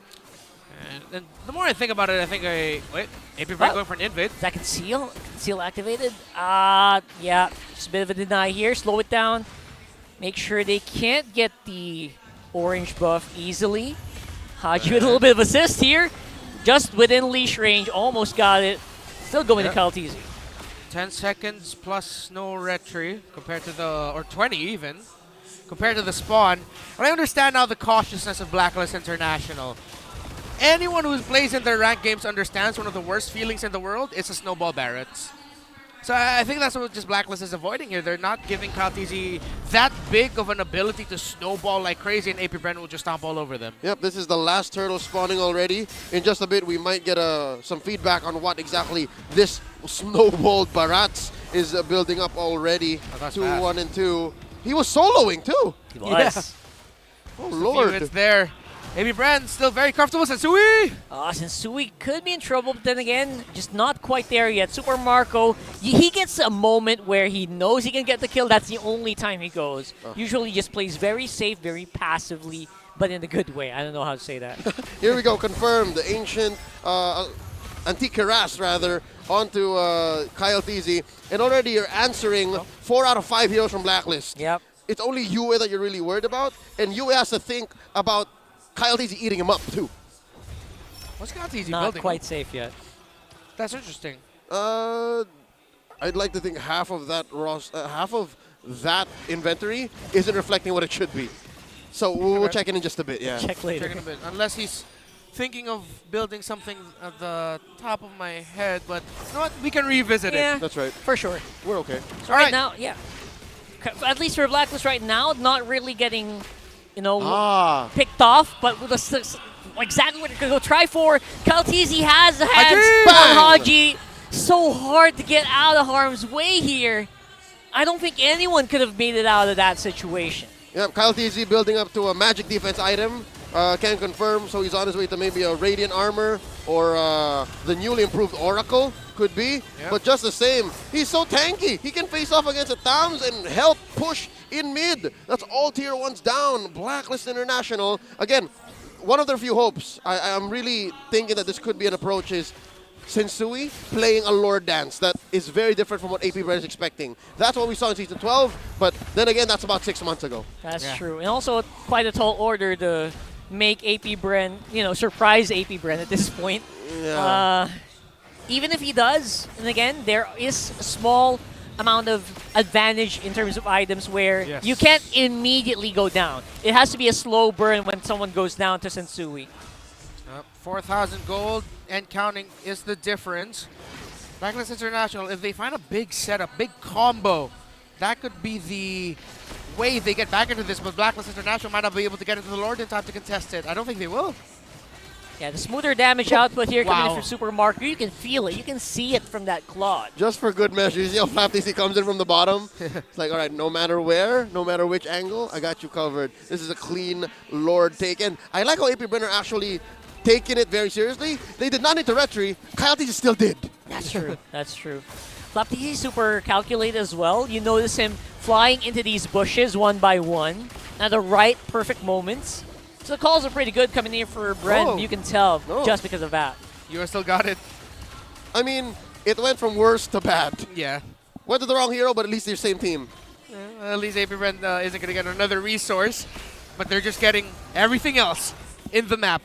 No orange buff needed. We'll just get your tower, your purple buff. Towers, man. AP Bren's just on a different level right now, folks. I don't know how else to put it. Towers getting shredded over and over. That's it. No more tier 2s. Something to note about Blacklist lineup, again, at this point more specifically than any other, you need good wave clear, and they only really have the Nana. All the other heroes on Blacklist lineup are only good in fights. This is so hard to be Blacklist right now. If you go on a fight, it is actually, it's hard to go off against a 5-man of AP Bren, who seems to be just monstrous tanks right now. Exactly. It's damned if you do, damned if you don't. And there it is confirmed. The new Oracle, it seems to be a bestseller. It's selling like hotcakes. Yeah. Lightning Truncheon? I believe that one is one of those. I understand. One of those things. Unless that's a Athena Shield. I also see an Athena Shield up on our in-arena monitors. All right. I'll accept. Okay. Yeah, I'll accept that maybe an Oracle, Athena Shield. Talk about this because we're talking defense items, yeah? Yeah, defense items. He's still one of the most damage dealt, the most damage dealt this game. Gearing up on 20,000. A Barrett's. Wow. Barrett's ridiculous. Barrett's has been on the up and up here. All season long, or all off season long, people have been starting to really pick it up. And, you know, the revamp is huge. All right. Quick bit of trivia here. Barat is actually the dude riding the dinosaur. Yeah. For all of those who need the reminder. Right. AP Bren's actually playing for Lord here, so it's going to be a rather slow pace next 30 seconds. Unless they actually spot someone out. But I think it's in Blacklist's best interest to actually stay behind safety, stay behind their gates. Yeah, they're not totally out of it just yet. And you see here, just one team trying to somehow find an opening to turn things around. Blacklist International. AP Bren just looking to end it with the next Lord push. The lead that they have built for themselves. Items, Leo. I'm liking that few actually built the Ice Queen wand. Already, if you think that second skill is annoying, and the proc of the first, if you stack it with the rest of her skills, dude, there's no way that maybe even Haji can get in if not for a flicker. If Sensui, if he gets hit with one skill from few, can even find a way to finish them off. I'm liking it. Even Edward, I guess that's why Edward, Age of Zero on the Tams, despite having a solid matchup against the Yuzhong if they went one-on-one, finds it so hard to peel as a Tams. Really is. It's because already even just few alone could stop him in his tracks. Yeah, I mean, not to mention the layers you have to go through. Oakland right now on the Ruby, who is pulling up on Edward. Haji, you and Hope close by. It's going to be hard for them to get in, even just Agent Zero. Sensui gets it! Sensui gets it. Pays for it with his life, but if you are Blacklist International, that is a huge cause for celebration. Hashtag worth it. Hashtag worth it. Empowered waves. A Lord to help buffer that push on top. That is a blessing in disguise for Blacklist International. Yes, Sensui died, but it was worth it. The Cardinal one comes in clutch. You saw it coming. The Cardinal. The Cardinal. On the side. He hid in the shrub, let the minion wave pass, used the Cyclone Eye to be able to get close within retro range with his dash. That allows Blacklist to fight another day, but AP Bren, look for revenge! Haji, very close there. Interrupted! And Sensui will be back on the field, ready to go for a take here. Oakland's quite low. Super Marco also could be a pretty prime target. Abu but Jinjing. it will be Abu Jinjing, who is going to be absorbing the damage. Oh, There goes Marco! the Blazing Duet. And Edward could also go down, able to just dodge on with a hair. Okay, so Blacklist, their lineup, relatively bad wave clear. Hard vision, that's something, again, that we have to add to the list of things that they need to work on. But, they have amazing punish. Yes. In their They do. own base, you have several sources of CC. If I'm not mistaken, same for Sensui, everyone has CC. Yep. So if you go a little bit too deep, just like what happened just now, APBR definitely could have suffered way worse. I think we're already still reeling from the fact that Sensui stole the Lord. But I think, again, much like one of the games from earlier tonight, Minana, Evos, and TNC, inside the base where Blacklist might actually find solace. Yep. Sensui has like around, on average, I would say 5 per season since he's joined the league of just insane, out of nowhere Lord steals. He's stolen my heart. And he's stolen I'd a lot wanted of that heart. one, yeah. He's an amazing core. That's amazing also what you can do when you just can throw anyone there. Yeah. Right? You can just do it without anyone close by with your team when everyone's watching. I'm pretty sure he communicated with the team, and I'm going to try this. I'm going to do it. Yeah, that looked like a set play by Blacklist. And then comedic cut, Arnold Schwarzenegger running. Yeah.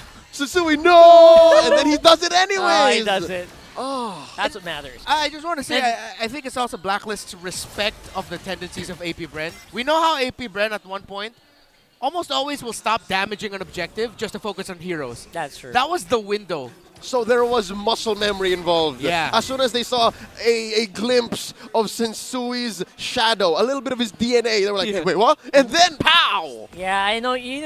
We're talking about this play over and over again, but look at where it got Blacklist, right? Exactly. They're catching up. They're leaving their base. Yeah, Super Marco has been capped on items for the past 3 minutes. Yeah, they have more room to work with. And nothing much has happened, right?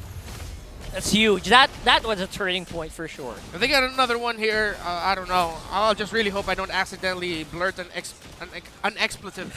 Rock hard. Let's go.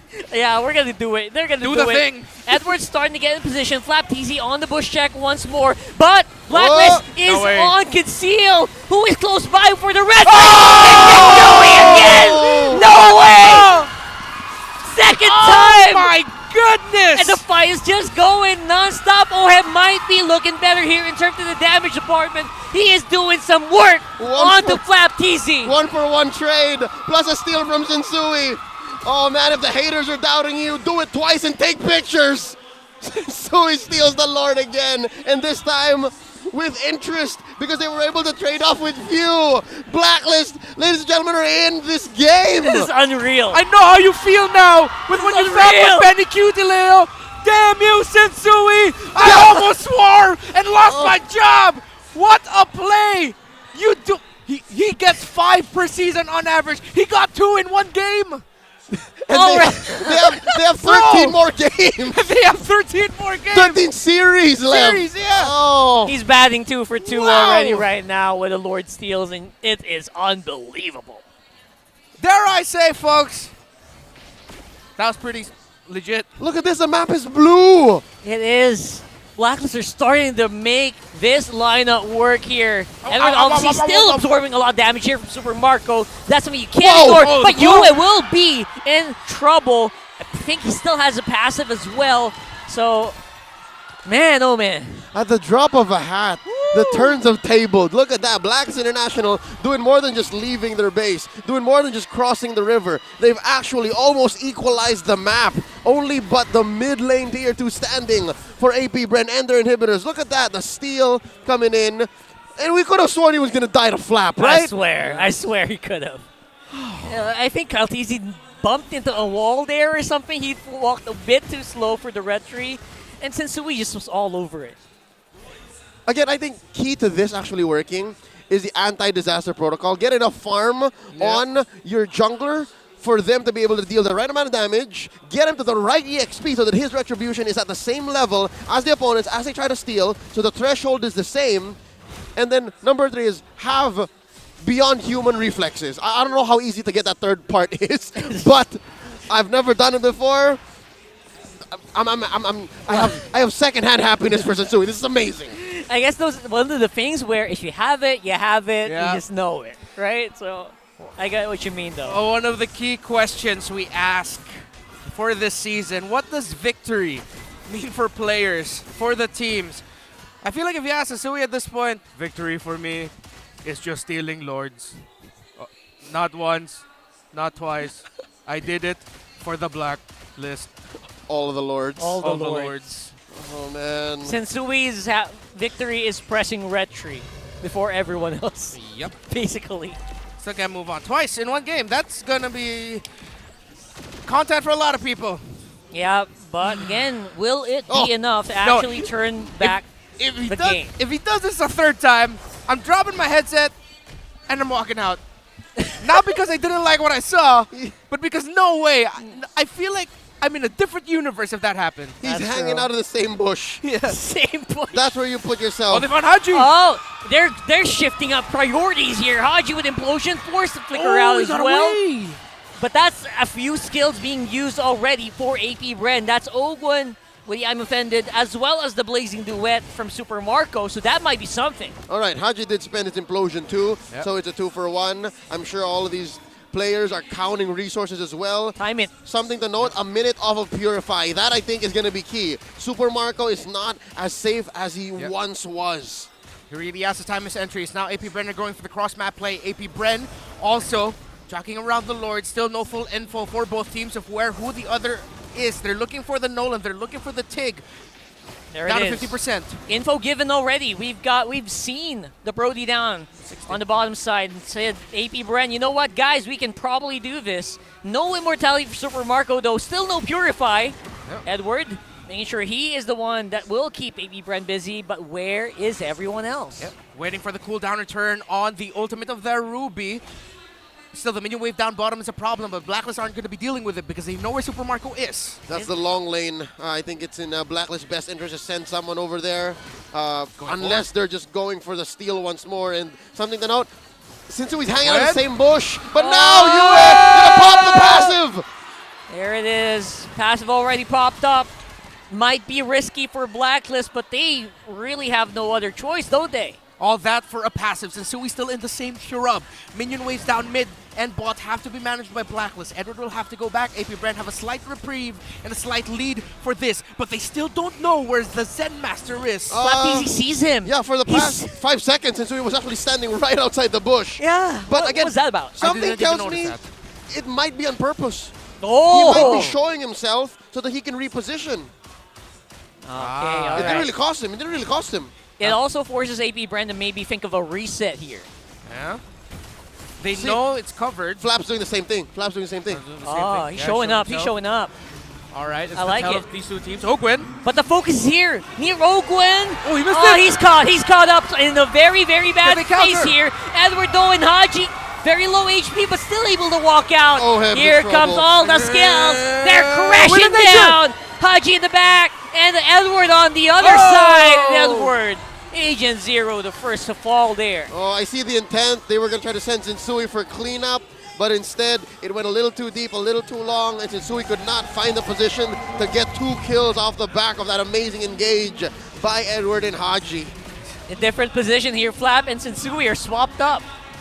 Someone needs to check it. Someone Do needs they to know? check it. Oh, there you go. He showed himself. Do He showed they himself. They have to know. He showed himself. He showed 3 himself. times in one game, are you sure? Marco finds Sensui. And they're going straight for it. Retribution can be enraged. Terrified. Sensui is terrified. He's enraged. And he's going to be popped out. Immortality was there. And the Lord goes over to AP Bren. No third time's the charm for Sensui. Has AP Bren calculated as ever. Gets the next Major Lord. 4th one in this game without Flap though. Can the reigning world champions end this series here? Something tells me they're going to at least walk away with a clean base. AP Bren are going to sink these waves as they've done right now. There's still another big wave waiting down bottom. And this Lord is actually evolved. So even if Flapteasy is missing, AP Bren's hits actually sting a little bit more. And speaking of stinging more, I feel like Oheb should start to sting more with all the attention being thrown over to Sensui here for the past how many minutes? Well orchestrated. Blacks International actually let the waves crash in so that they would have to deal with the heroes and the Lord and the waves at the same time. We painted the picture of these 2 legendary teams, the names behind them, and they're delivering us a nigh, almost legendary game. I don't want to say it's going to be up there in the greatest games of all time, But damn, it's day number 1 of MPL Philippines Season 13, and this is just damn good MLBB that we're watching right now. The way the Blacklist is slowly clawing back into this, because one man said, I will not let us lose here, not like this. But AP Bren showing why they are who they are yet again. But at this point, I believe the coin is still tossed up in the air, Leo. What are the conditions now for these two teams to get their desired results? All right.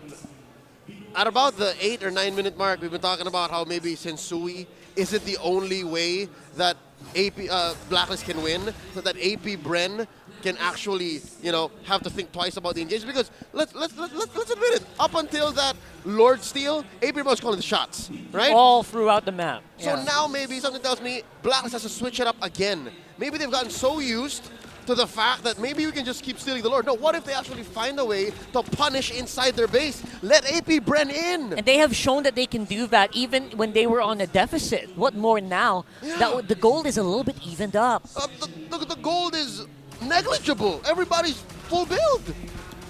You can feel the tension in the air and the very cold air. 4-8 kill score, by the way. 4-8. So many things has happened, and it's only 4-8. Talk about kill scores. Sensui has killed more lords than heroes. That's true. That is very true. That's true. 20 true. seconds. Haji! Oh, he's going for it. There goes the big implosion we're talking about. Flicker already committed as well. Ogun already has the immortality used up. This could be big here for Blacklist, but the clapback is real for AP Bren as well. Edward still has Emo, but we'll have to back off as well. There are a lot of ultimates expended here for AP Bren. That was a pretty good move there for Blacklist. And a round of applause by the crowd here. It's like you're watching one of those 30-minute Iron Man matches. You know what that looked like? It's one of those moments where two martial arts masters who've never met just goes into a full-on sequence and then just acknowledge each other's skill. All right. Just walk away. Yes, this is who you are. We'll meet again in another battlefield, and the next battlefield is that Lord.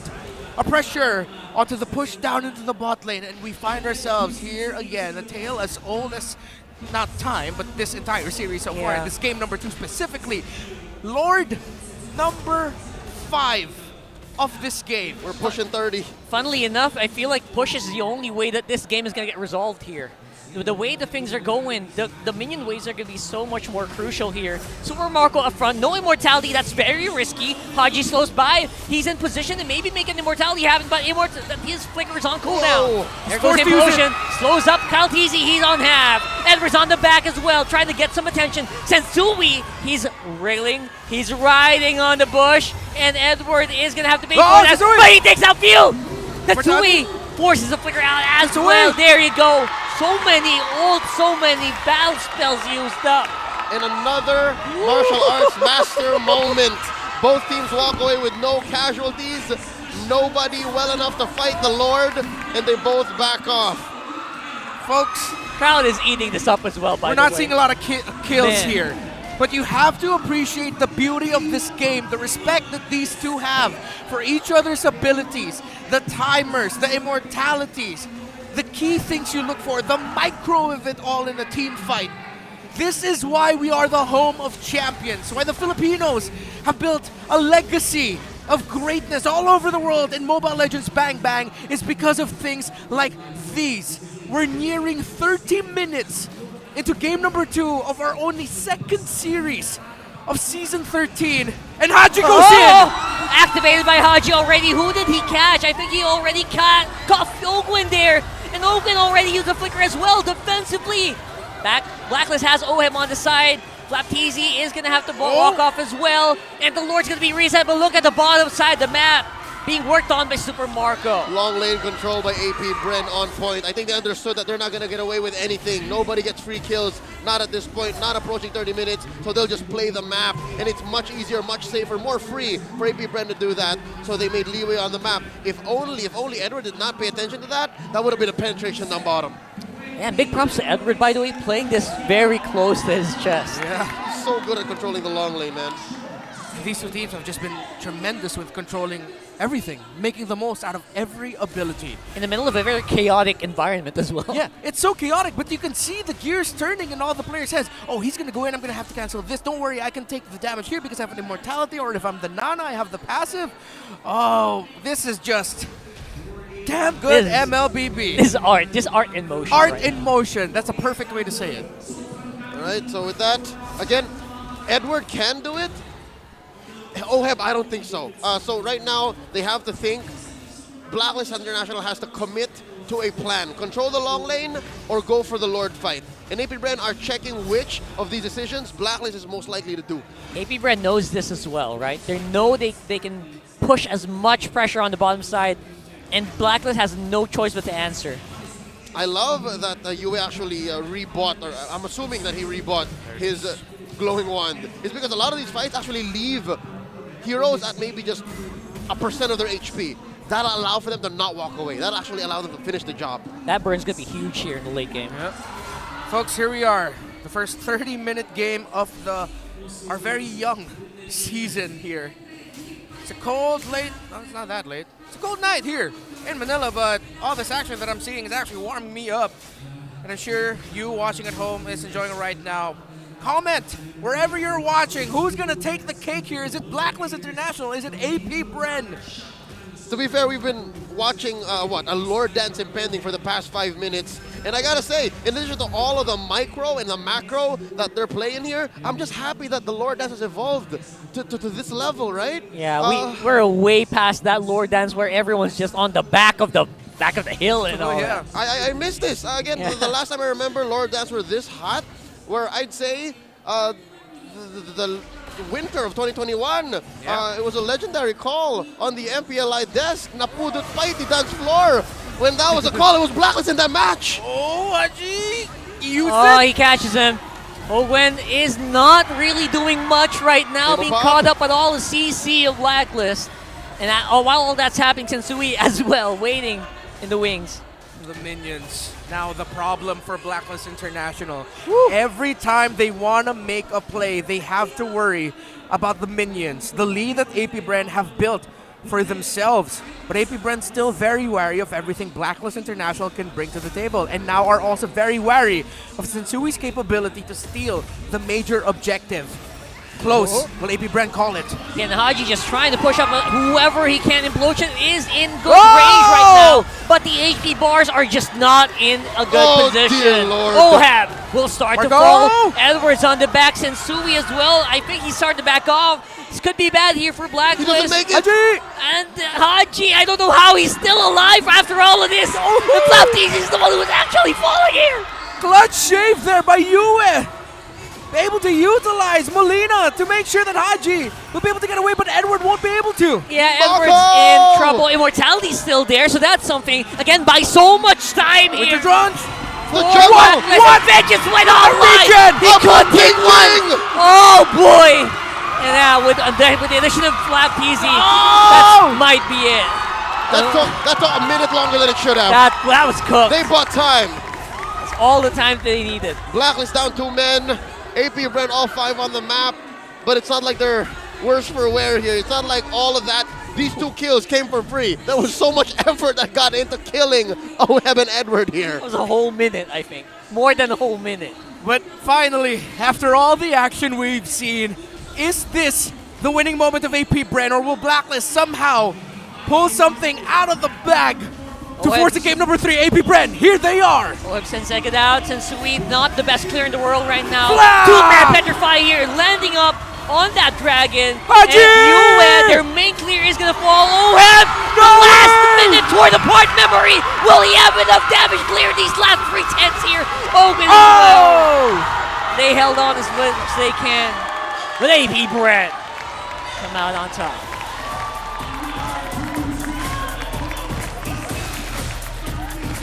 For a moment, APBR was probably thinking, not again. Not what Kiboy did to us in Game 1 of the upper bracket finals in M5. But times were different and times have changed. Though it was a beautiful setup by Haji to try and stop everything, APBR, after a titanic meeting of legends, go out with a sweep victory over Blacklist. That's a 32 minutes I'm not gonna forget. Yeah. Not anytime soon. I'm so happy I got to witness that right here. It really did show us and everyone who's watching. It gave them what they expected, which is highest level MLBB. We may have seen Blacks International walk away with no points, but they walked away with so much more in lessons and in just such an amazing showcase. I think they picked up a lot. Again, this happening on day 1 means the rest of their season 13 is going to be much better than this. How do you top that even? They set the bar. We said it earlier. These two teams will set the bar for those who wish to go far. And Blacklist International, though not getting a point here, proved what they can bring to the table here with their performance in that legendary game number 2 against the reigning and defending champions of the world, AP Bren. They will pass by the crowd. Yeah, so it was a very respectable play, what do you call that? Respectable attempt there in so many avenues. And each and every roll there from Blacklist obviously was ringing with excitement. And now let's go on over to the stage with AP Bren, Mara Aquino, and Hans Galeria for the winner's interview for the world champions.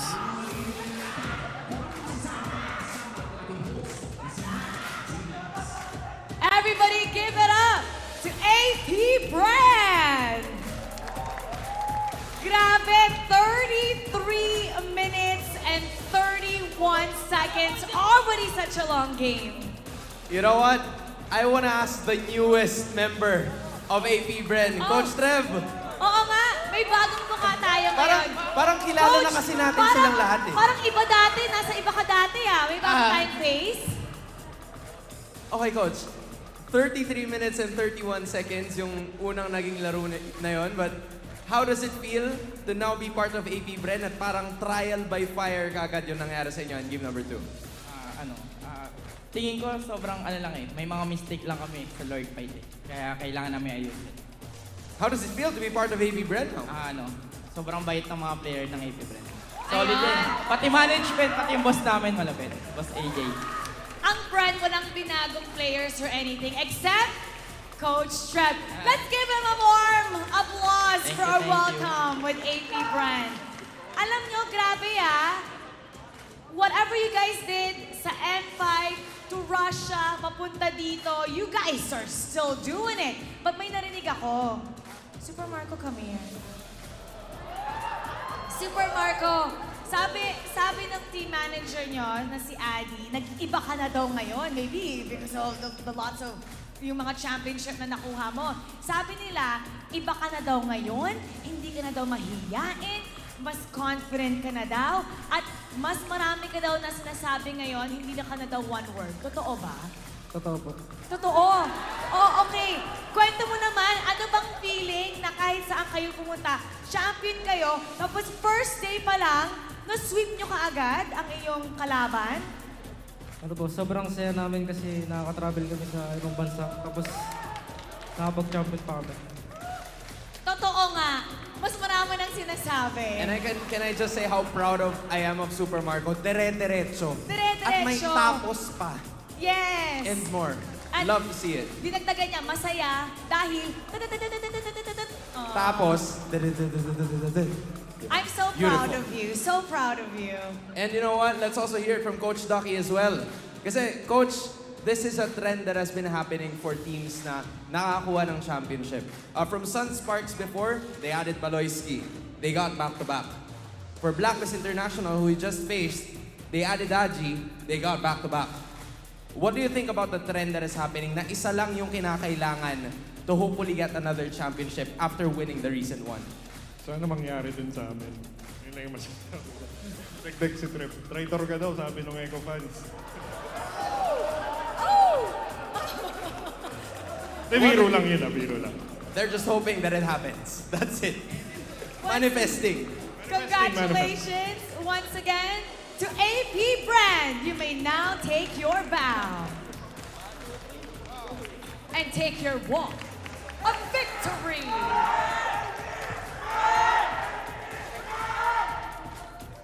Champion caliber talaga to. Alam mo, hindi talaga sila nagbago. Parang wala silang kaba at all for the first game here in the Season 13. And bringing the momentum that they've had from the previous international championships and now dito mismo sa MPL Philippines Season 13, just like you said, they haven't changed. Pataas na pataas ang kanilang kumpiyansa, pero titingnan natin kung ano nga ba ang naganap sa setting iyon. Kaya babalikan na natin ang ating mga casters.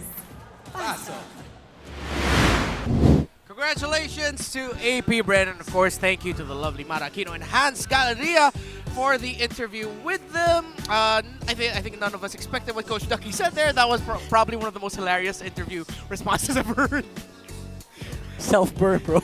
No one saw it coming, but again, I can't wait to see what Echo responds with tomorrow. Yeah. Just for the context for international viewers there, Coach Ducky made a joke about how the Echo fans are calling Coach Trevor a traitor for joining AP Bren. Of course, Coach Trevor, the former, one of the former coaches of Echo as well. But Coach Ducky mentioned, don't worry, I'm just kidding around here. On brand for Ducky to do. Very on brand. And he's So starting off the season strong here, Ducky. Never change. Yeah, and Super Marco, I gotta agree with Mara Aquino and Hans Galleria. More confident now. Hey, the difference between one word and two words, it's immense.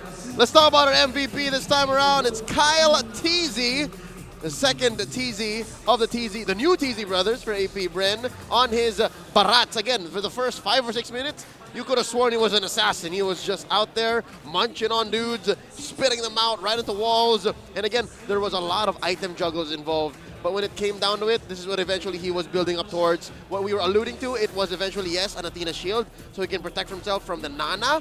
There's also a Guardian's helm, so that he can weave in and out of combat. And then, of course, an item that I think we should start building even more, especially for those tank junglers or even fighters who play the ranked games, the Queen's Wings.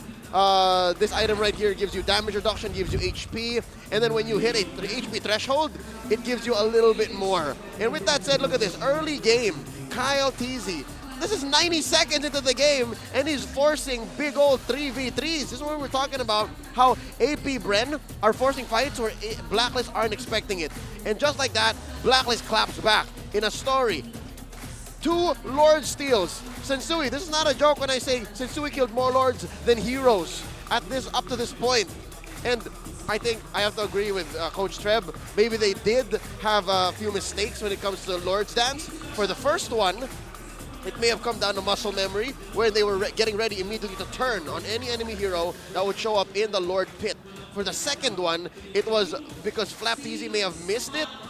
And here, eventually, when it came down to it 32 minutes in, where it all just came crashing, AP Bren just ruined Blacklist's box. Yes, there were signs of life, especially when Haji would catch these 4-man implosions, but the writing was on the wall. AP Bren was playing with inevitability. Yes, they were all sitting at about 10% HP each, but if you're looking at no opponents, no enemies, it's definitely going to be a dub.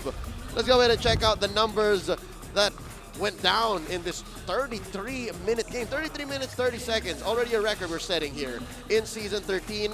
Eventual gold lead would have just come down to about 1,000. So they were both playing up to juggling standards. Anything odd in the emblem set? I think this is up to the standard. This is the huge, as the kids would say. Something to note as well is Ogwin actually picked up extra HP. Just straight up, just extra HP. That's what allowed him in the early game to actually respond and come up with good peel even without items as this roaming Ruby. And I didn't notice, he did not die. Is that right? Did he not die in all 33 minutes? So many close calls. The only hero to not die? Yeah, he really maximized the flickers and the immortalities. That's insane. Yeah. Oh. Man, wow. Well, that aside, again, Lord count should have definitely been 4-0, but because of the Cardinal One's efforts, skill, and instincts, Sensui just evened the odds 2-2. He killed not but a single hero, but he killed 2 Lords. How about that? Looking at specific item builds, again, you can look back at how defense was the prime objective for a lot of AP Bren's heroes, and then just commit the Super Marco few and your macro and your communications for the finish.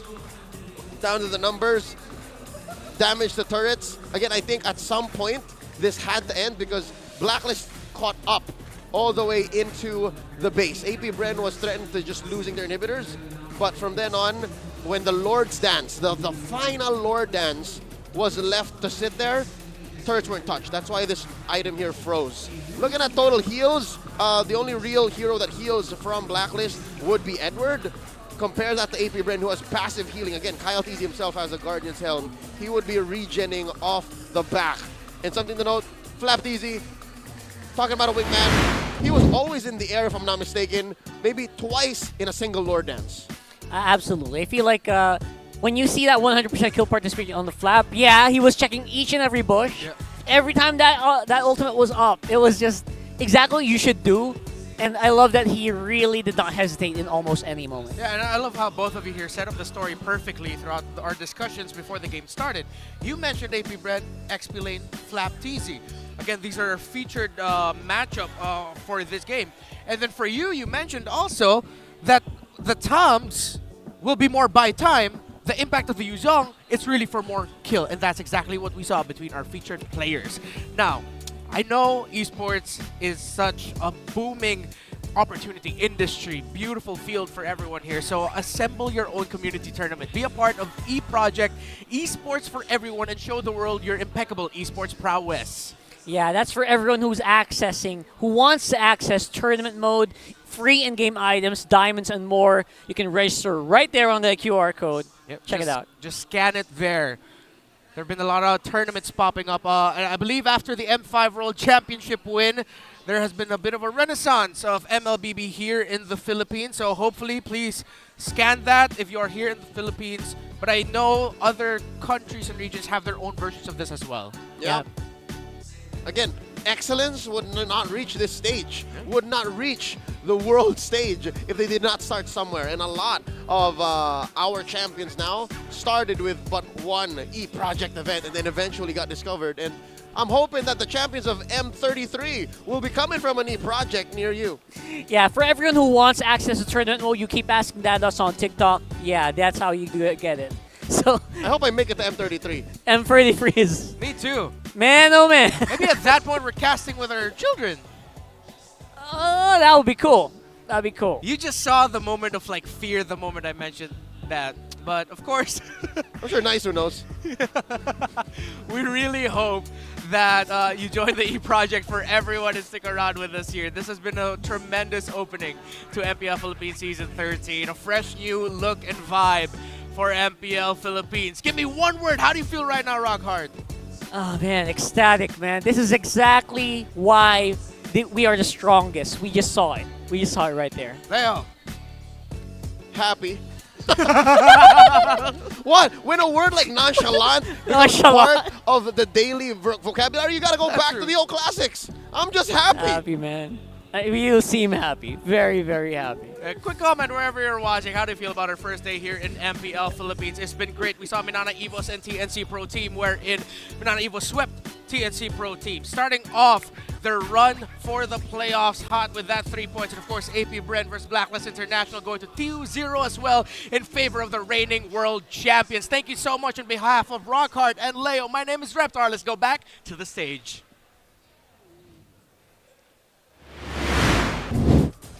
Bagong season, mas mainit na laban ang ating natunghayan para sa unang araw ng MPL Philippines Season 13. Dahil sa unang laban, we saw Kirk shine as a beacon of hope after Minana Evos gets the sweep kontra sa TNC Pro Team para simulan ang kanilang Season 13.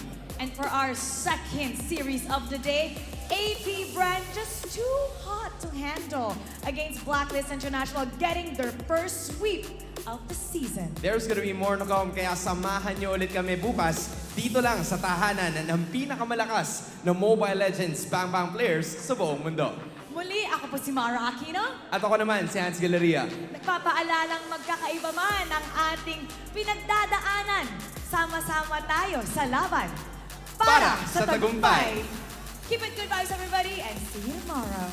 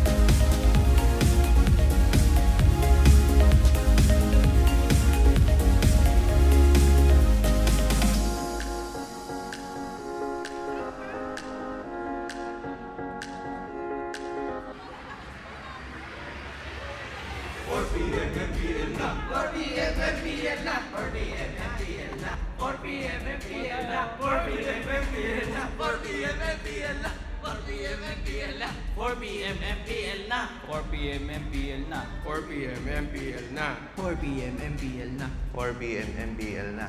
4 p.m. MPL na. 4 p.m. MPL na. 4 p.m. MPL na. Catch your favorite MPL matches every Friday to Sunday. Only at the MPL Philippines YouTube and TikTok. 4 p.m. MPL na. 4 p.m. MPL na. 4 p.m. MPL na. 4 p.m. MPL na.